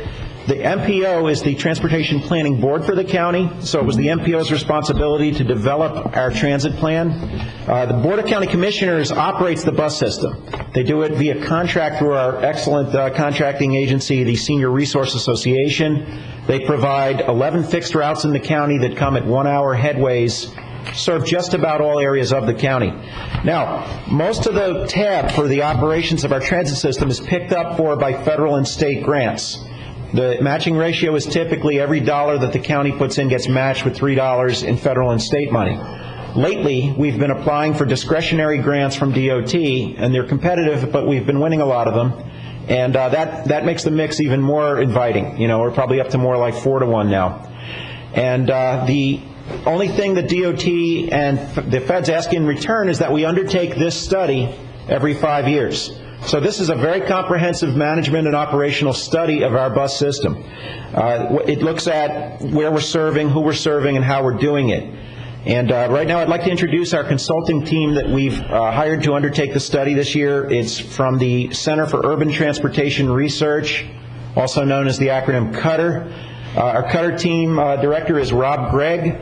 And Rob has with him today also Ann Jocelyn. Rob is going to take the study from here. He has a very brief presentation. He'll show you the major conclusions, what's happened lately, what we do well, and what he recommends we do in the future. So, Rob? Thank you, Phil. Good morning, Madam Chair and Commissioners. It's good to see you again. It's been fun working with your community and your staffs, as Phil has mentioned. I'm going to see if I can play this from here with a little practice. Just again, in the process that we've gone through, it's been about a 9-month process of detailed technical analysis, working with the SRA, and again, thanks to Karen Wood and Karen Deagle on their assistance. This is a requirement by Florida statutes. FDOT looks at this document not only to supply you with block grant funds that amount to about $250,000 to $300,000 a year, but there's a very important strategic element here that, again, I'm going to give you the Reader's Digest. A number of you have gone through this already. But there's a strategic element here that we make sure that we show our needs, assume the best in leveraging funds so that we are indeed eligible for those leveraging those funds when they come about. The major elements of the TDP, we've gone through these one by one with each of you, as well again with the MPO. One significant point here in all of the elements is the sidebars of the public involvement and the development and goals and objectives. And I'm going to end on the note of the objectives that we've laid out for the TDP. Public involvement, I don't know if you can see the cute picture on the top right, but Phil and I joined Special K and did some exercise to reach out to the community. We got our exercise, and we also got some input on public transportation. One element of that public involvement was going out to the mall, going out to the community, and one significant that I'm not going to give you all the details today, you've heard the story, but the onboard surveys of both the Go Line and Community Coach, where we asked the customers what they thought, what their opinions were what their needs were. So very briefly, and not to strain your eyes, this is illustration perhaps at best, but what we heard from the users of the GO line was, you've got a good system, we're satisfied with it, we're comfortable with it, we love the drivers, they're very helpful. What we would like, if you look at the bars, as the bars get shorter, it's basically this is what we're dissatisfied with, or this is what we like. We would like more service, and I'll get into that in a moment. On the community coach side of the services, we've got, again, highly unusual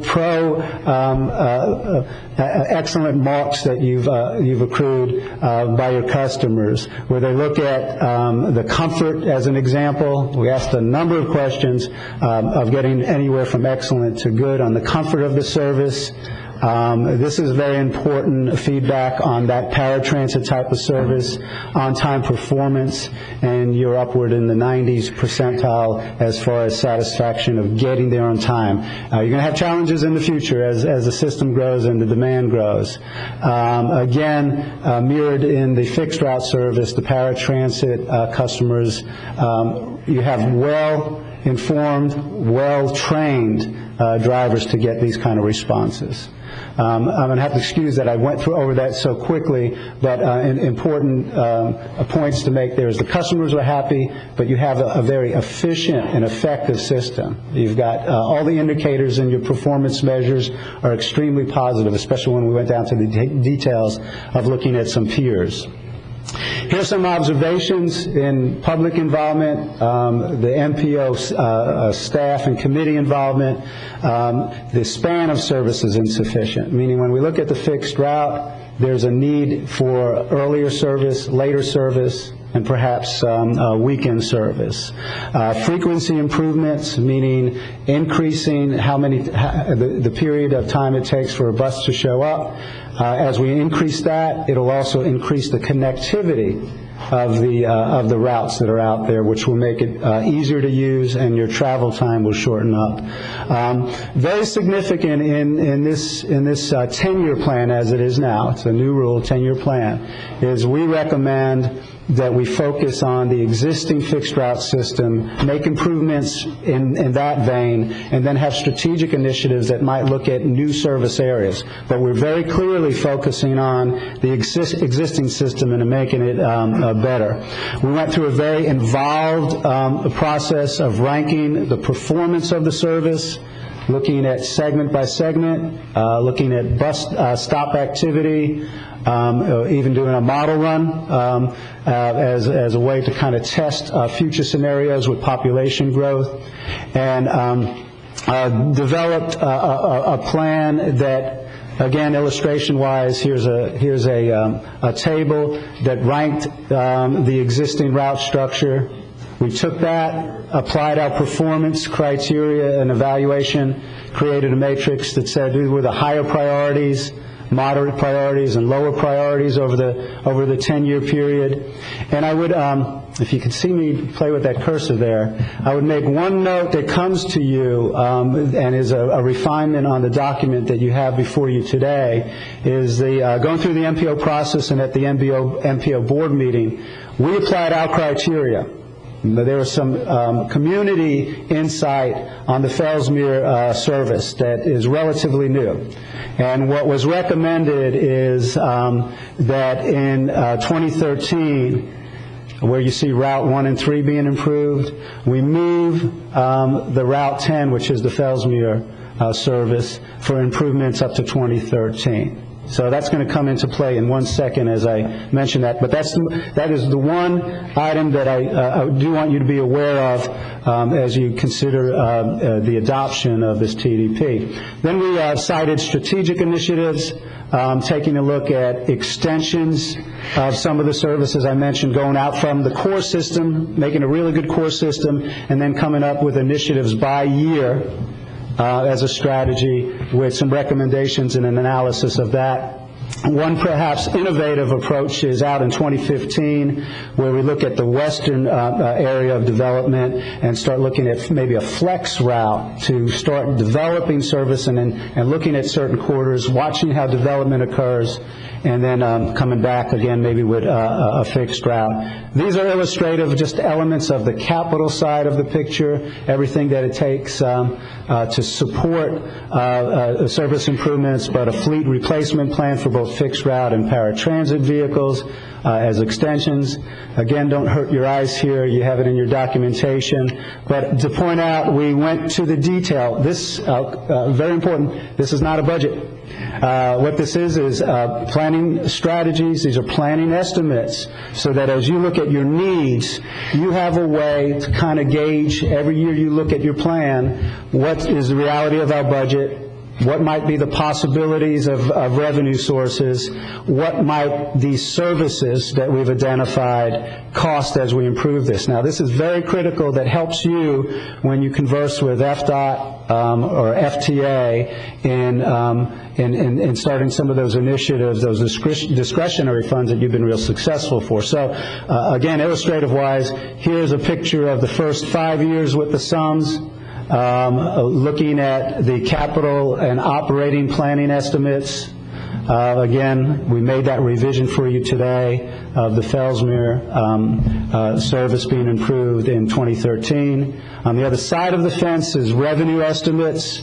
We were very realistic, but we weren't shy to assume that we would get FDOT money or federal money for these improvements. So that's key as you look at your program year by year. Will we get these federal funds, or as some of you mentioned in the MPO meeting, might there be some local private sector initiatives and support for the improvements?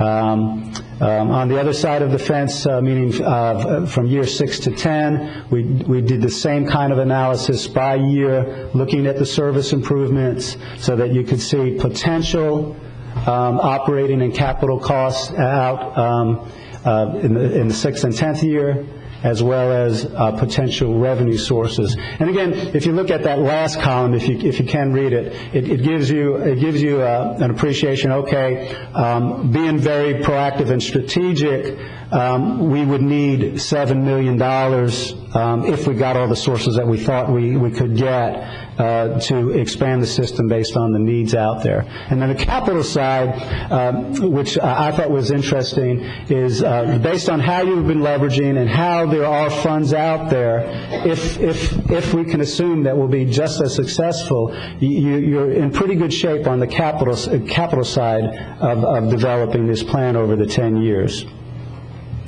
With that, again, this is just a picture. This is the Reader's Digest version of over the last 9 months. We've worked out through the process, involved FDOT early, so they know what's coming to them. There's no surprises there. They were very helpful. We have gone through the MPO process. The TAC and the CAC endorsed this, went to the MPO. I know I'm speaking to you because a number of you are MPO members, and it was approved, endorsed by the MPO, with that caveat that we moved the Fellsmere service up a year. And I think I'm stuck. Well, because I'm stuck, I'm going to end here. I don't think there is much more. I don't know if there's an arrow you can hit, Bob. It might help it. Where I did want to end is very clear objectives, and in the documentation there's specific sub-objectives regarding the improvements. And this again helps you as a strategic document to assess each year. You need to provide an annual report to FDOT. How well are we doing in these objectives? How well are we doing with those spreadsheets of looking at addressing the needs? With that, I'll stop, and if there's any questions, I'll be glad to answer it. It is before you for adoption. Thank you very much. Any questions? Move staff recommendation to adopt. Any further discussion? All those in favor? Aye. Passes 5-0. Madam Chair, I'd just like to comment. In his early remarks, Phil mentioned how we get a lot of additional grants and stuff, and I think he sold himself short.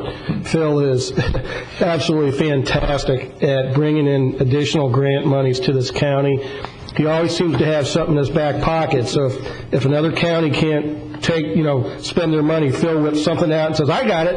And so, Phil, great job. You do a wonderful effort on this, and I just want to make sure that you get the recognition you deserve. Thanks, Phil. And not only that, he makes very rapid presentations. He does. And explains it in a fashion that anybody You don't have can to ask understand. questions. That's it. Right. It is. Except Wesley. Well, Questionless. I'm, just not the average bear. No, that's good. Thank you very much, Phil. Thank you. All right, utility service reuse master plan implementation, work authorization number 13 to Masteller and Moeller. Move staff recommendation. Second. Any discussion? All those in favor? Aye. Passes 5-0. Thank you. Down to solid waste disposal district. Approval of minutes. Madam Chair, I believe Commissioner Davis had a matter in his items that we added. Oh, we did add some. Thank you. And I'll second your motion, Commissioner. Thank you. I move to submit that on behalf of the board, and it'll be very much like the one that you see there. I'll second that. Commissioner. It's been I seconded think already. we have it down here. Yeah, seconded before the motion. Well, because if anybody could, Brian could. All those in favor? Yeah, the vote goes. 5-0. Did you vote? Yeah.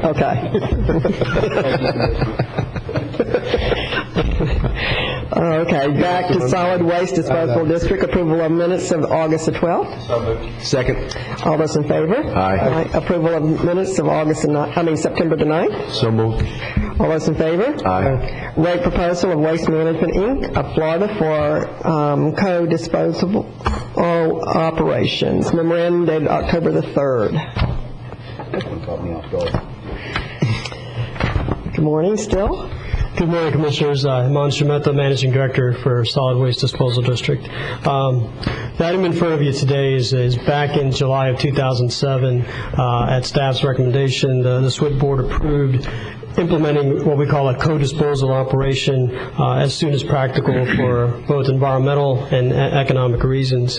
And in terms of the environment, historically we've not been required, the regulations don't require placing construction and demolition material in a lined facility. And however, there's always a potential for an environmental problem down the road, and so one of the benefits of placing construction and demolition material in a lined facility is to protect the future groundwater quality, if you will, of our county. The other was cost-effective, economic reasons. We felt that at if you look at about 250 tons a day of construction demolition material, that's how much material was coming in, that for us to have a separate operations of our employees and equipment, that it makes economic sense. Otherwise, at the rates that we're seeing right now, which are down to 100 tons a day, it's not cost effective for us to have that separate operations. And so again, back in July, we presented the study and the SWIT Board approved going to co-disposal operations where on top of our Class 1 hill, we would mix both MSW and C&D in a lined facility. And right now, and it was indicated as soon as practical. So at this current stage, Waste Management operates our Class 1 hill, and since 2005 have been doing a separate project up there where they have been placing construction demolition debris on the Segment 1 terraces. That project is now complete, and so now we have an opportunity to look at another area of placing the C&D, and we have that. We have the Segment 1, the infill area, which is a lined area of the Class 1 landfill. We can start moving the C&D and MSW into our co-disposal operations. And so that's what the proposal is from Waste Management, is to start the co-disposal operations. In terms of the rates, currently for MSW we pay per ton a fee of $8.49 a ton, and on the special project we're paying $14.99 a ton for the C&D placement. Now that we're looking at a co-disposal operations, Waste Management has proposed a combined rate of $10.35 per ton. And looking at the numbers of the low tonnage of C&D coming in, we feel that that's a reasonable rate. And also in our negotiations with Waste Management, we had our budget director meet with them as well.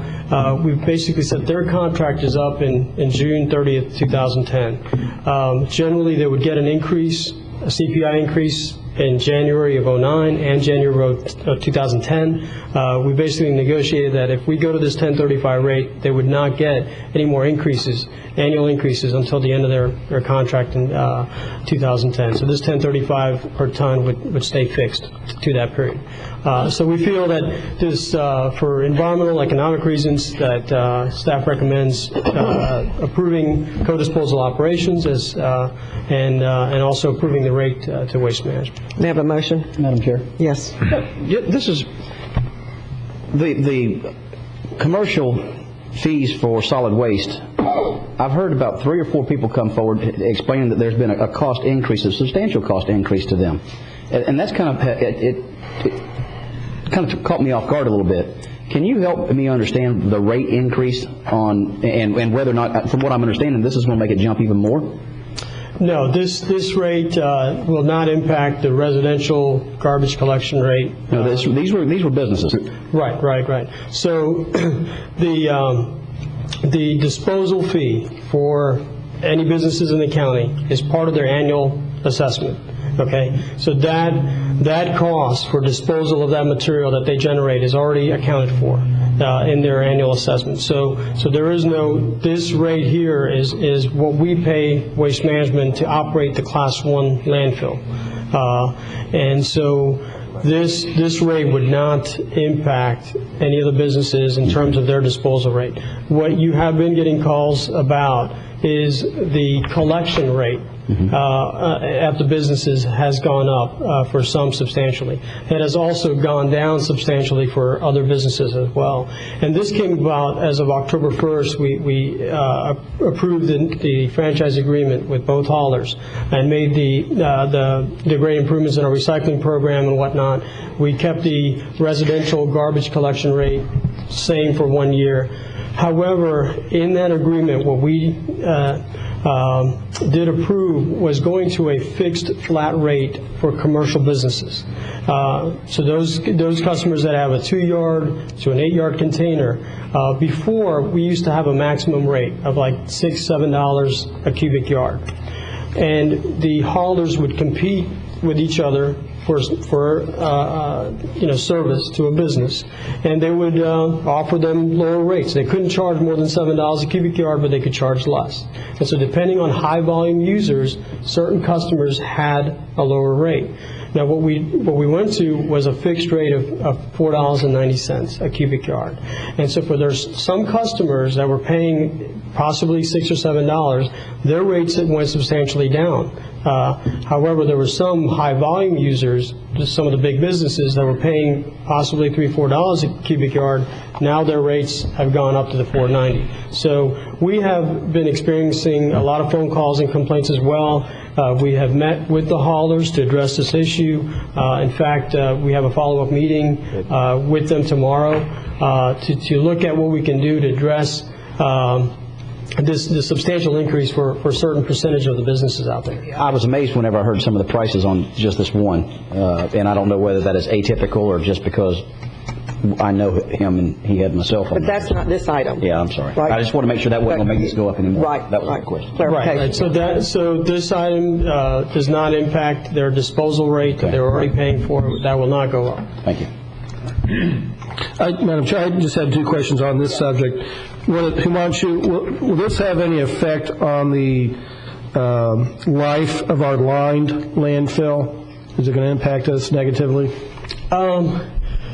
In terms of moving forward, instead of having a separate construction and demolition landfill, which would have a certain lifespan, if you will, and a Class 1 lifespan, by now mixing it together, if you originally looked at that Class 1 landfill, I think we're projecting maybe another 5 years or something like that at that location. Now by starting to put C and D in there as well, you're starting to use up that space a lot faster.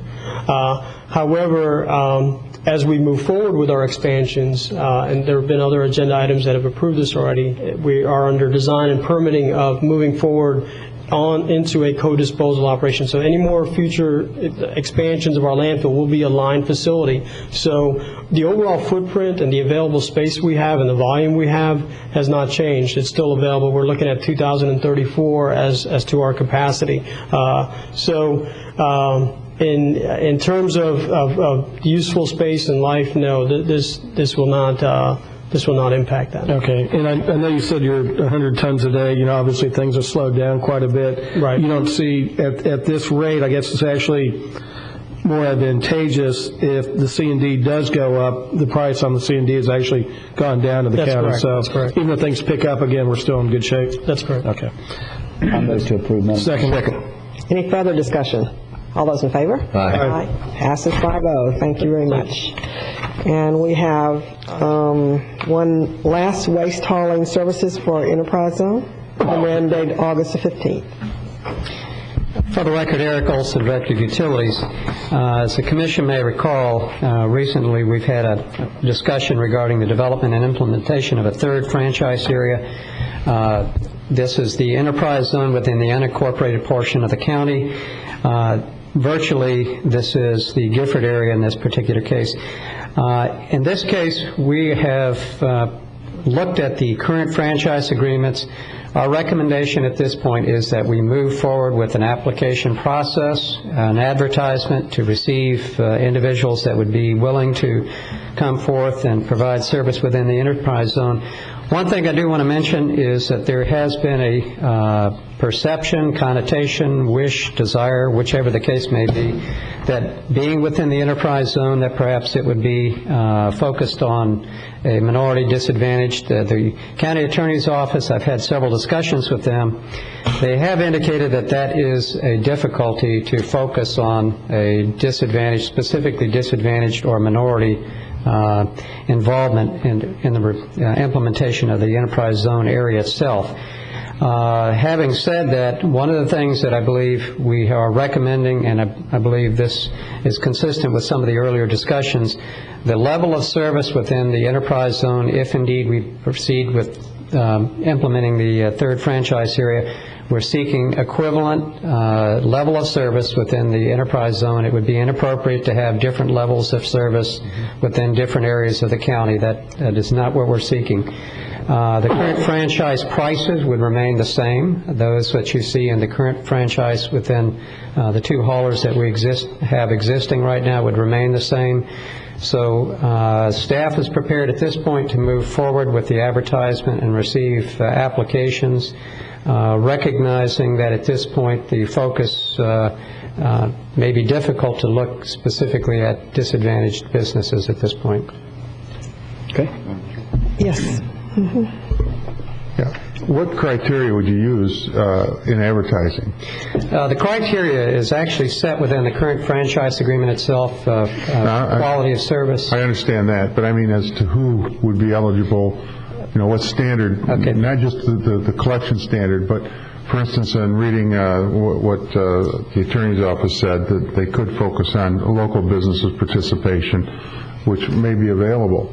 And what I'm looking at is I am looking at a minority or a small business or a local business having an opportunity. The Enterprise Zone was set up to help that area. The front porch that was started by Bush also follows in that line, and I think for a small company to come in and compete with a large company, I don't know how they would fend. I mean, if we're looking for a third zone, I would think that part of that criteria would be to look for somebody in local business or something of that nature. Well, I would envision that, there's two tiers of criteria that we're looking at. Specifically, the bottom line criteria is very set specifically within 204.12 within the current franchise agreements. Right. They list very carefully, you've got to have experience, you've got to have the ability, financial abilities. You've got to meet that criteria. And if you can't meet that criteria, in my mind, I would not recommend proceeding forward with any applicant in that sense. And I would agree with that. Now, beyond that point, if the commission were to instruct that we take a look at other criteria that may be above that, we would take that into consideration as far as what we bring back to the commission for approval. But from our perspective right now, we're beginning with the initial criteria, assuming that it's a blanket availability to anybody that wants to proceed, using simply those criteria set forth in 204.12. Unless the commission directs us differently. What part of the criteria is to have an office in the enterprise zone? There's nothing within that criteria now. This is what I'm saying. If the commission directs and the county attorney acknowledges that this is an available option in this case, we can tailor the agreement or the advertisement for the application to that extent. But currently, right now, we're not looking at that. We're looking at specific criteria within the current franchise agreements. We could probably set up, we'll probably set up a committee to review this, but we could have all these items and an additional item that says, are you given 10 points for being local? As far as if we set up a committee and everyone rated them, we could have one line item, an addition in the rating that said, are you a local business? And I think that's one way to get there. Because I think what we're probably going to do is there'll probably be a committee set up to review this and take the applicants, and we could bring back our how we're going to weigh all the different things. And the last item we could have, which could have a weight to it, could be, are you a local business? And I think that may be another way of handling it. Would that satisfy you, Commissioner Wheeler? Yeah, if we could come up with something that would give a local business an edge. When we talked about this last year, when this came up, or early this year, whenever it was, I'm going by memory, but it seems to me that we actually talked about a third phase here, a third franchise area specifically for this, and we also talked about maybe the other companies working along with that one. I don't remember all the conversation, but I remember the intent, and that was to help set up a third franchise area with like a minority or local business. It kind of captures the spirit of the original intent of the front porch and the enterprise zone itself like that. Correct. I think Joe's suggestion is a good suggestion, because what it does is it gives us a tiebreaker. It gives us the ability to come in, and it's not limiting it to who has the biggest, shiniest truck. You have to have some sort of other tie-breaking criteria beyond those set forth in 204.12.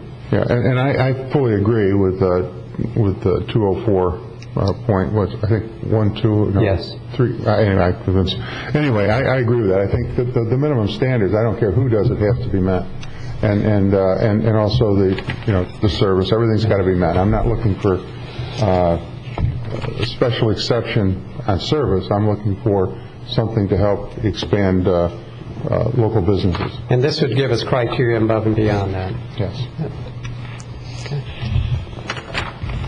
Is that precluded in staff's recommendation? It appeared to me that was basically where staff recommendation was kind of heading. It was, I think it wasn't specific. No, I think we just didn't identify in there the additional item that Commissioner Wheeler brought up, and that is give some weighting towards being a local business, and we can add that, and we'll bring back what the rating form is for the committee, and that may give this commission some comfort. I'll make the staff recommendation with that caveat. Second. And also, other discussion? Yes. Well, that's the very foundation of being in the enterprise zone, and I was led to believe that the reason why we were gearing towards that was to create the enterprise zone hauling services to identify a third area. And most certainly, benefits should be construed as a business that is growing within the enterprise zone. I believe that's a very well-founded addition. Did we discuss how that was going to impact the existing haulers? Yeah. And what input do we have back from that?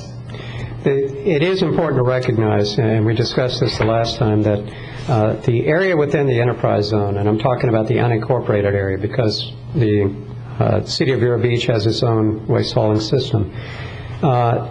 We will identify more specifically as part of the advertisement, but more importantly, currently Waste Management does serve the enterprise zone area that we're talking about here.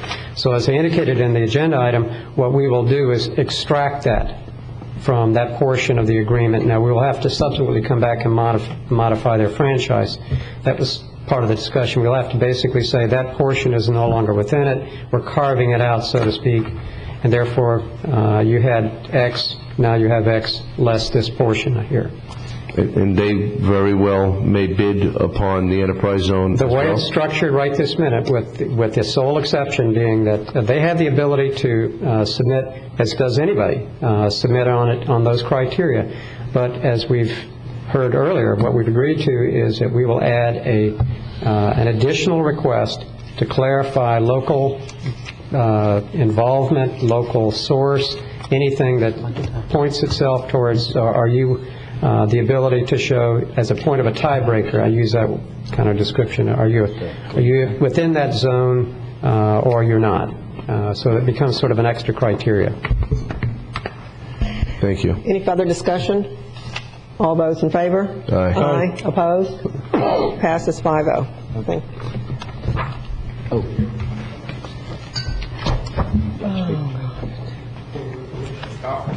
Yep, you want to speak?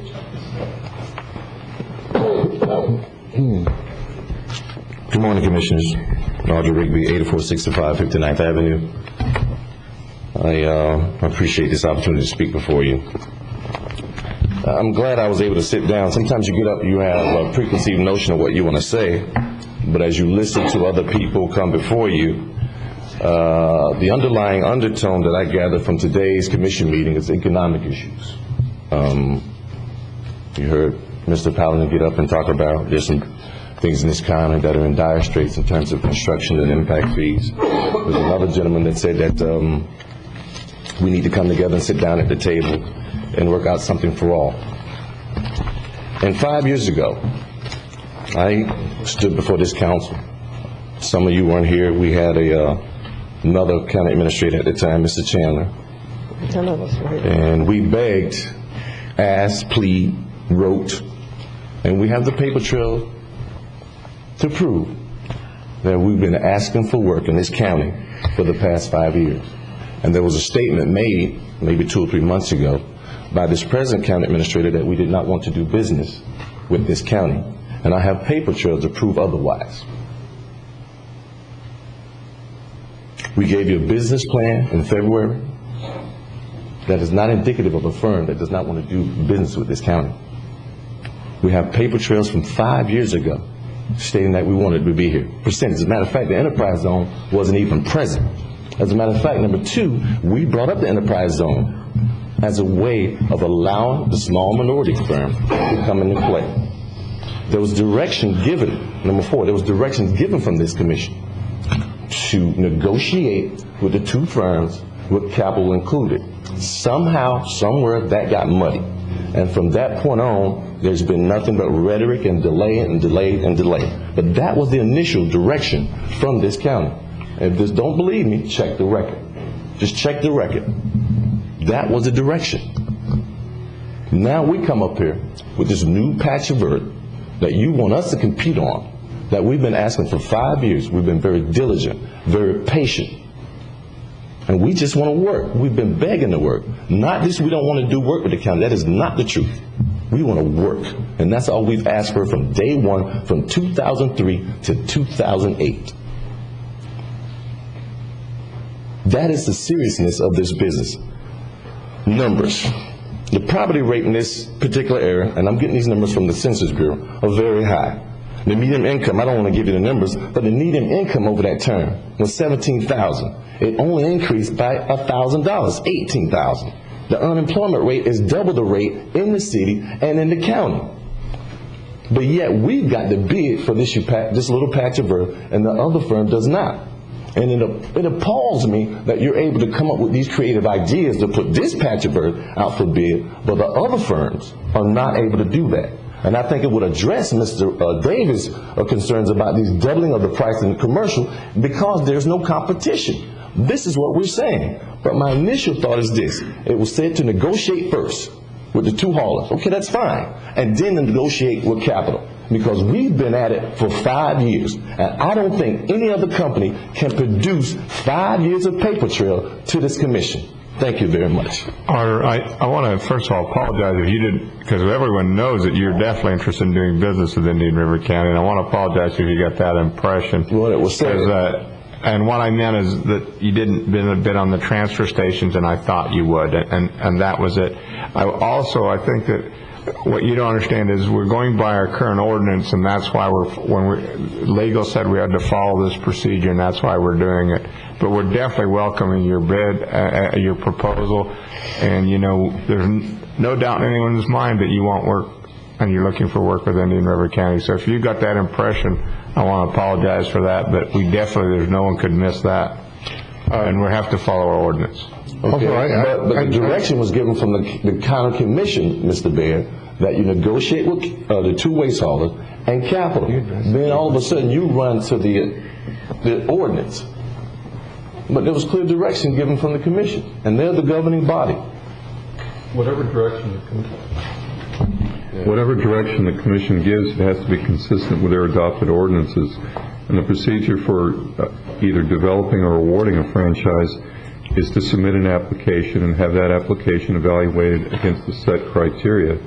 And whoever has the best proposal that meets the criteria of the ordinance is to be awarded the application.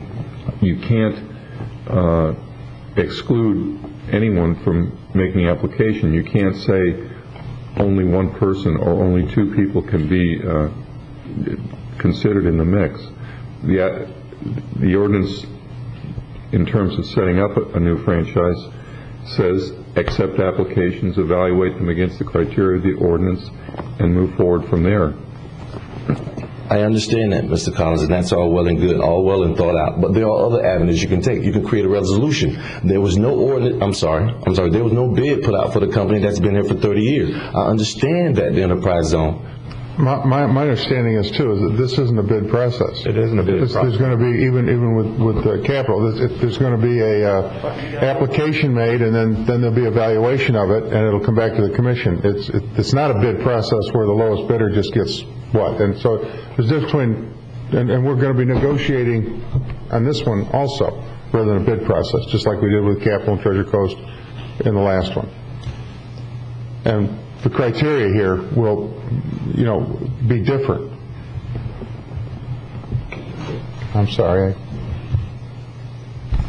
Name and address for the record, please. For the record, my name is George Galetko, representing Waste Management as its Government Affairs Director.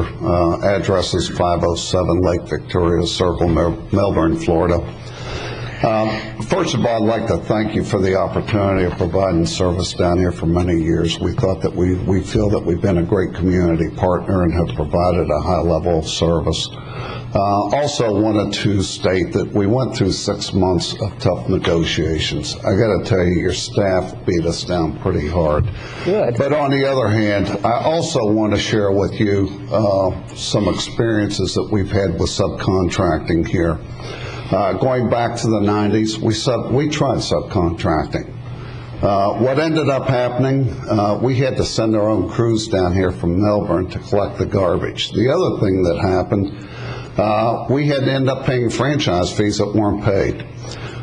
Going to the most recent experience that we've had with subcontracting, the federal government has a program called Hub Zone Contracting. So if you want to bid for military bases or any type of federal contracts, you've got to go through a Hub Zone contractor. We did. We bid MacDill Air Force Base. This was probably about 3 years ago. We used a Hub Zone contractor out of Alaska, which was an Indian tribe.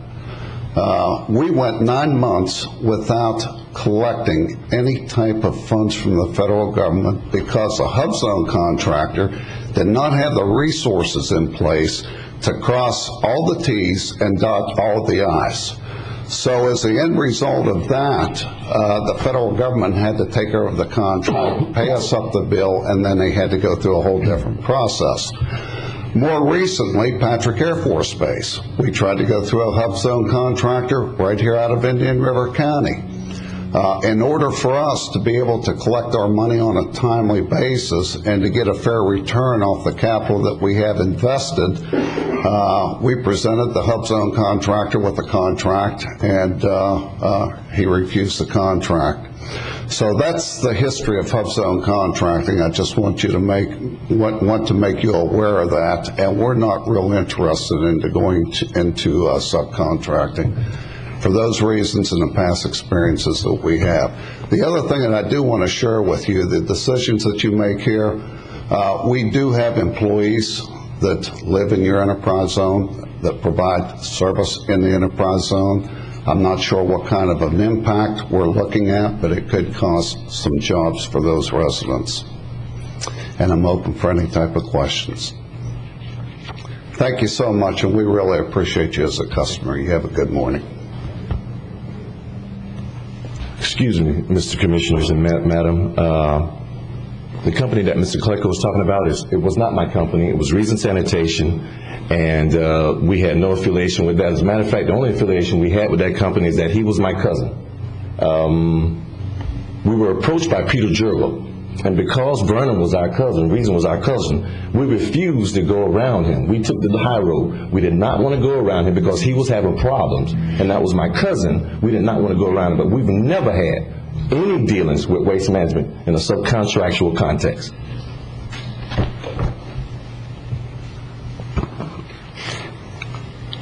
Hello again. I remember when this came forward like a year or so ago, and actually we were talking about the wording at the end, and it was worded that we may pursue a minority to work in the enterprise zone. And I got up and asked, I said, well, I think maybe we go with the wording, we shall pursue. I mean, it didn't really say that we had to give the work to Audrey, or we had to give the work to any individual, but I think it makes sense to pursue a minority in the enterprise zone. And personally, what I would like to see, because there's other businesses here that I've done business with that have all given us good service, I'd like to see 2 or 3 other zones opened up, small zones for local businesses to participate. And I don't know if we could do that legally or we have to change the ordinance or whatever. But I think we need to step outside the box and try and help our local people be business owners, not just work for business people. That'd be my suggestion. Anyone else before we wrap this up? I do. Freddie Woolfolk, 4590 57th Avenue. Different hat this morning. I serve as the chairperson for the Gifford Front Porch Revitalization Council. I also attend numerous enterprise zone meetings along with our Commissioner Flesher. And as I look at the front porch overall existence, it pretty much dictates to us our charge is economic empowerment.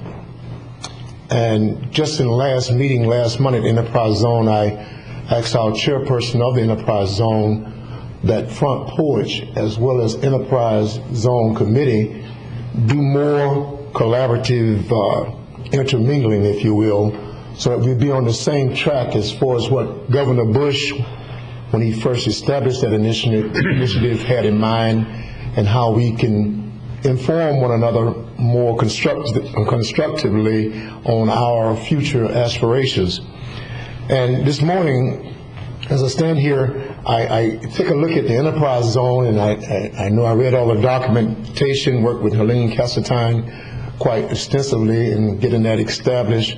And as I look at that particular enterprise zone concept, it sounds great.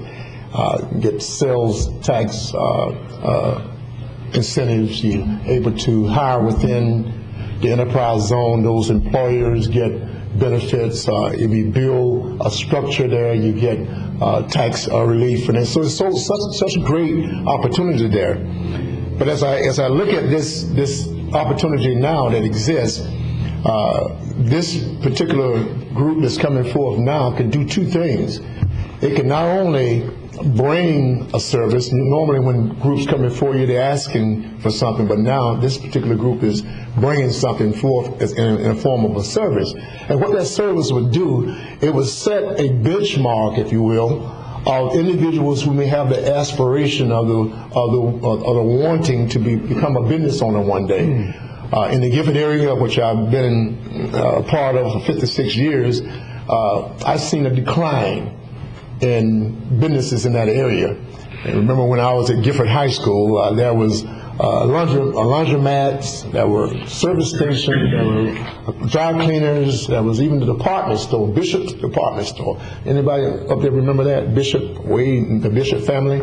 Bishop department store, grocery store. See, that is a long time back. But what my point is that we had businesses moving about, which inspired other business to come about, because they said, if they can do it, I can do it too. So we have an opportunity here to allow not only a company that domicile is within the enterprise zone, but it also will show other aspiring business owners that you too can be a part of this process. So I'm standing here asking that particular process be yield until capital sanitation, because I feel that once they begin to give their services in the area, and I was told, I can't recall who told me this, that right now the company that's covering that particular area doesn't have a good reception from the community because they don't use that service, 50 or so clients or something like that, which is not very good. But if we had a group that knows the families, know the people in that area, and say, listen, waste management and recycling is a thing of the future.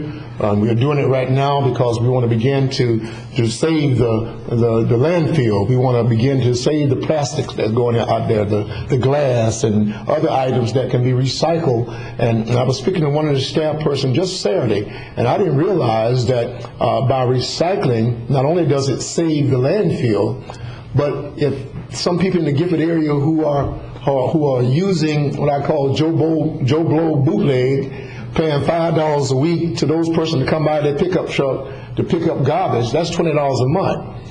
When they're already been assessed $14 a month, automatically, that if they become a part of this whole ordeal, then that $14 can probably come down to $10 a month being assessed on their taxes. So it's a win-win situation, which will stop a lot of illegal dumping, will stop a lot of individuals burning gas going to and fro to the landfill as well as to the substations. So I believe this opportunity on a small scale, because we're not talking about a big area. I too, as I spoke to capital sanitation, I said I'm not in no way looking at this with my eyes closed, but I'm looking at it in a way that if you can provide the services, have the equipment, proper bookkeeping, all those things that are necessary to operate a business, then what better way to use a small carved out section to see what you're really all about? Can you do what you say you're going to do? So this will be a great opportunity for them to share whether or not they are capable in this area, enterprise zone, and then later on, if they want to expand after they show a successful project going forth, then consider another portion. But right now, I think this is a winning opportunity. It will give an opportunity for them to show their services are appropriate, and hopefully by them bringing that type of business to the enterprise zone, they can also give back to that community to help as far as this infrastructures are concerned as other businesses do. So I just ask that you consider their application, as Commissioner Wheeler says, the application process when they put it in, because it does, as I say, kill more than one bird with one stone. Thank you. Anyone else?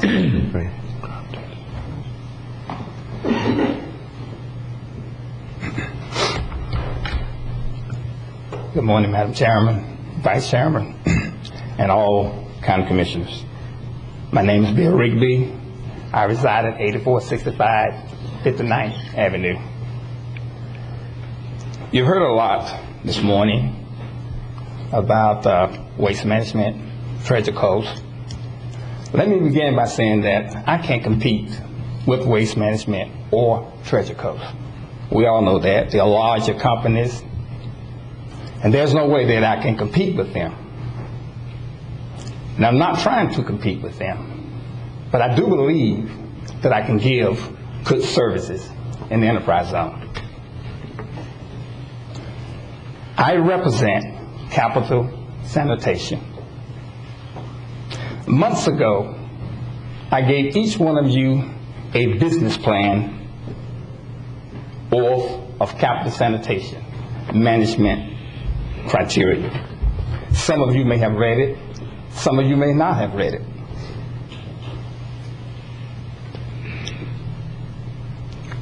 In that plan was very descriptive and very detailed, outlining our management approach to the quality of solid waste collection to serve the residents of Indian River County in the enterprise zone. We are ready to work. We are prepared to work. We've been fighting for the last 5 years, begging and pleading for work. Also, as many of you know, we have spent relentless hours coming before you for work. I'm asking for your support and approval to allow us to be the third waste hauler for the solid waste collection in the enterprise zone. And in closing, today, each county commissioner have an opportunity here. And I have extensive background in contracts. Now, I'm trying to figure in my mind this morning that I think I heard the county administrator said, and I think I heard Mr. Olson said that you have, under the law, I don't think they said law, they said on the circumstances, they're trying to find words that they can use. But I challenge them this morning to show me in writing under the Florida statute, and I know the criteria now for the audience that you kind of have, because I read each one of 24, I think it's 240.12. I read all that for the qualification, the application that you have.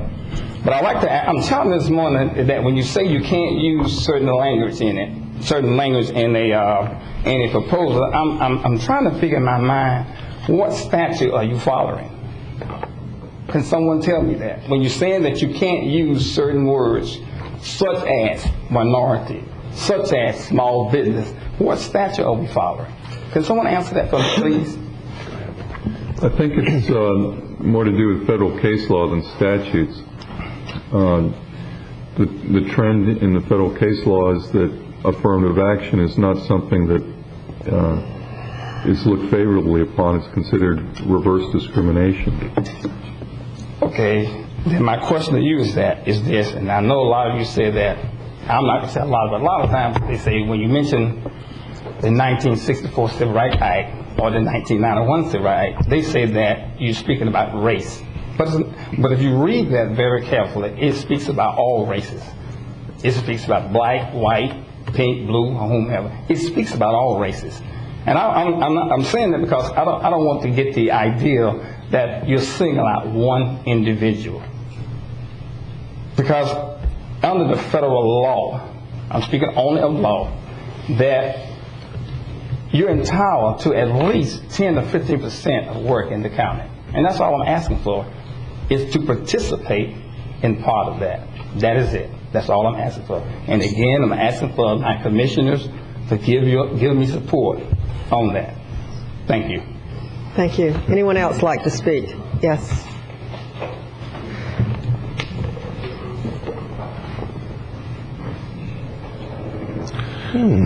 Bob Johnson, Corwin Subdivision. We've heard a lot of discussion this morning on this subject, and I think it would be appropriate to sole source a third party and designate Capital Sanitation as the sole source contractor and direct the staff to make the paperwork implementing this task. Thank you very much. Thank you. Anyone else? Yes.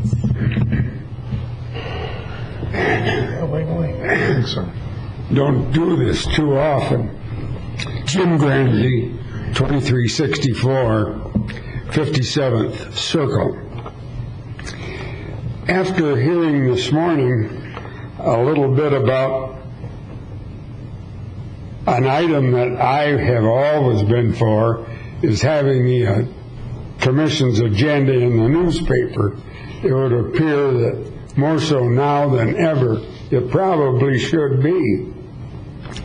And two items in particular, the mining item over on some of these 82nd and so forth. Boy, would you've drawn people in here. And today, just mentioning 43rd Avenue, wow, what people would have been in here on that one. Pardon me. And there was an item on the agenda a week or so ago, the subject, interfund borrowing.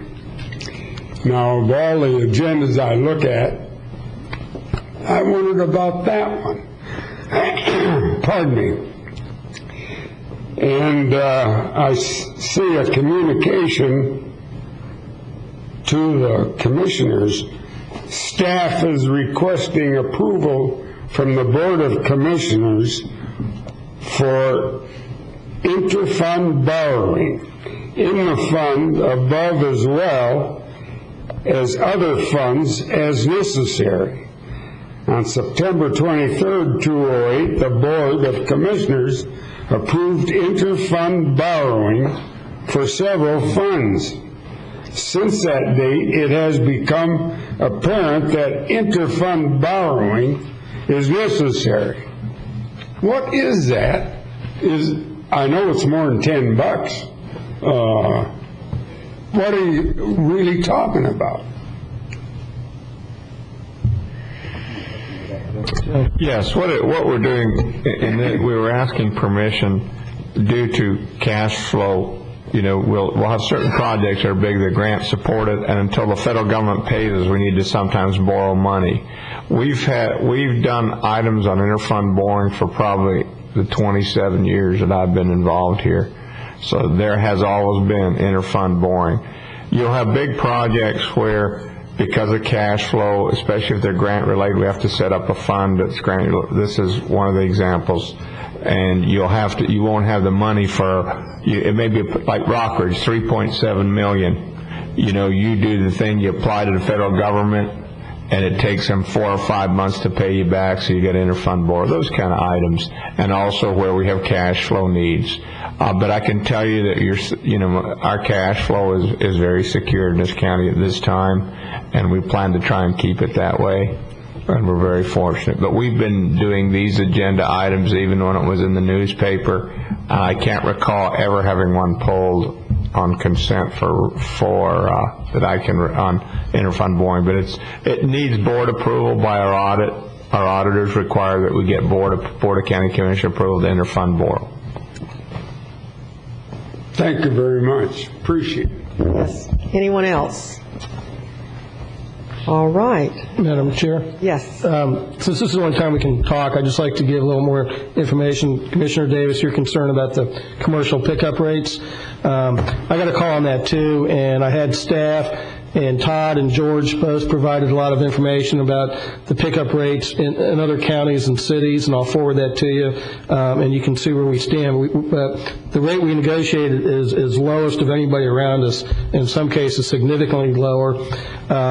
The other interesting thing was a lot of other cities and counties charge a 15 to 20% franchise fee compared to our 6%. So when you add everything up, not taking away the fact that it did go up for some people, but it's a lot lower than surrounding communities. And in the particular case I had, the business, because the rate was kind of cheap, they were getting a pickup twice a week, and they found out they were paying for a lot of empty air in those containers because they weren't full when they were being picked up. So they went back and talked with the hauler, reduced it to a once-a-week pickup, and now their monthly bill is less than it was before the new rate increase. So I'll pass that information So on. by looking at their operation and their needs, maybe they can get by with a smaller container. Okay. But in this case, it forced them to take a look at their operation. They found out they were being wasteful, and now once a week they're lower than they were before the new rate. So just wanted to pass that on as an option. And I will forward that information to all the commissioners so you can see the different rates. Good. Thank you very much. Environmental Control Board. Need to vote on staff recommendation. I think we did. No. Did we? I don't remember it, but... Okay. I closed it down before we had it. I know I did. But I'm going to do it again. Oh, we had... All right. All right. You want to do it again? Well, mine was the movement, to move staff recommendation with... Caveat. Yes, the caveat.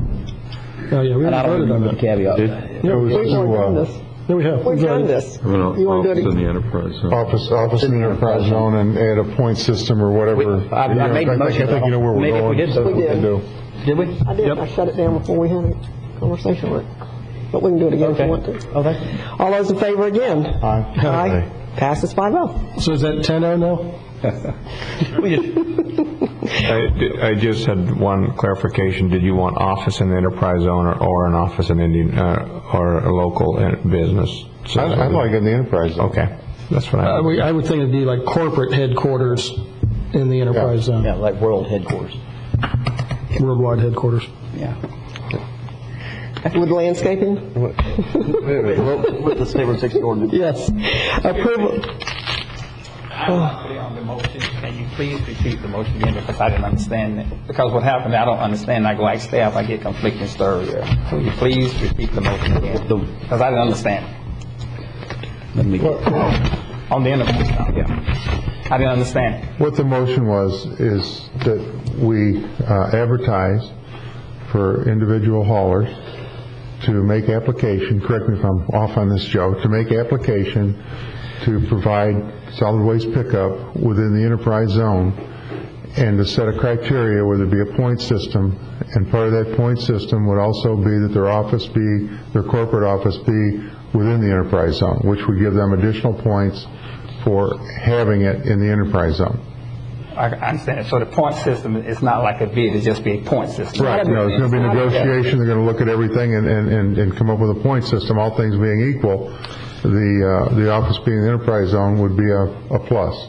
And we'll furnish that point system to you before we send out the bid, so you have, we'll give it to you, so you'll give you a little comfort level. I mean application. I apologize using the wrong term. Application. We'll give it. Yes. Application. Okay, are we finished with that item? Approval of minutes to regular meeting. Second. Report of activities during third. Second. I don't think we need to vote on the last one. Do you want to vote on the last one? Aye and aye. Aye and aye. Okay, meeting adjourned. Thank you.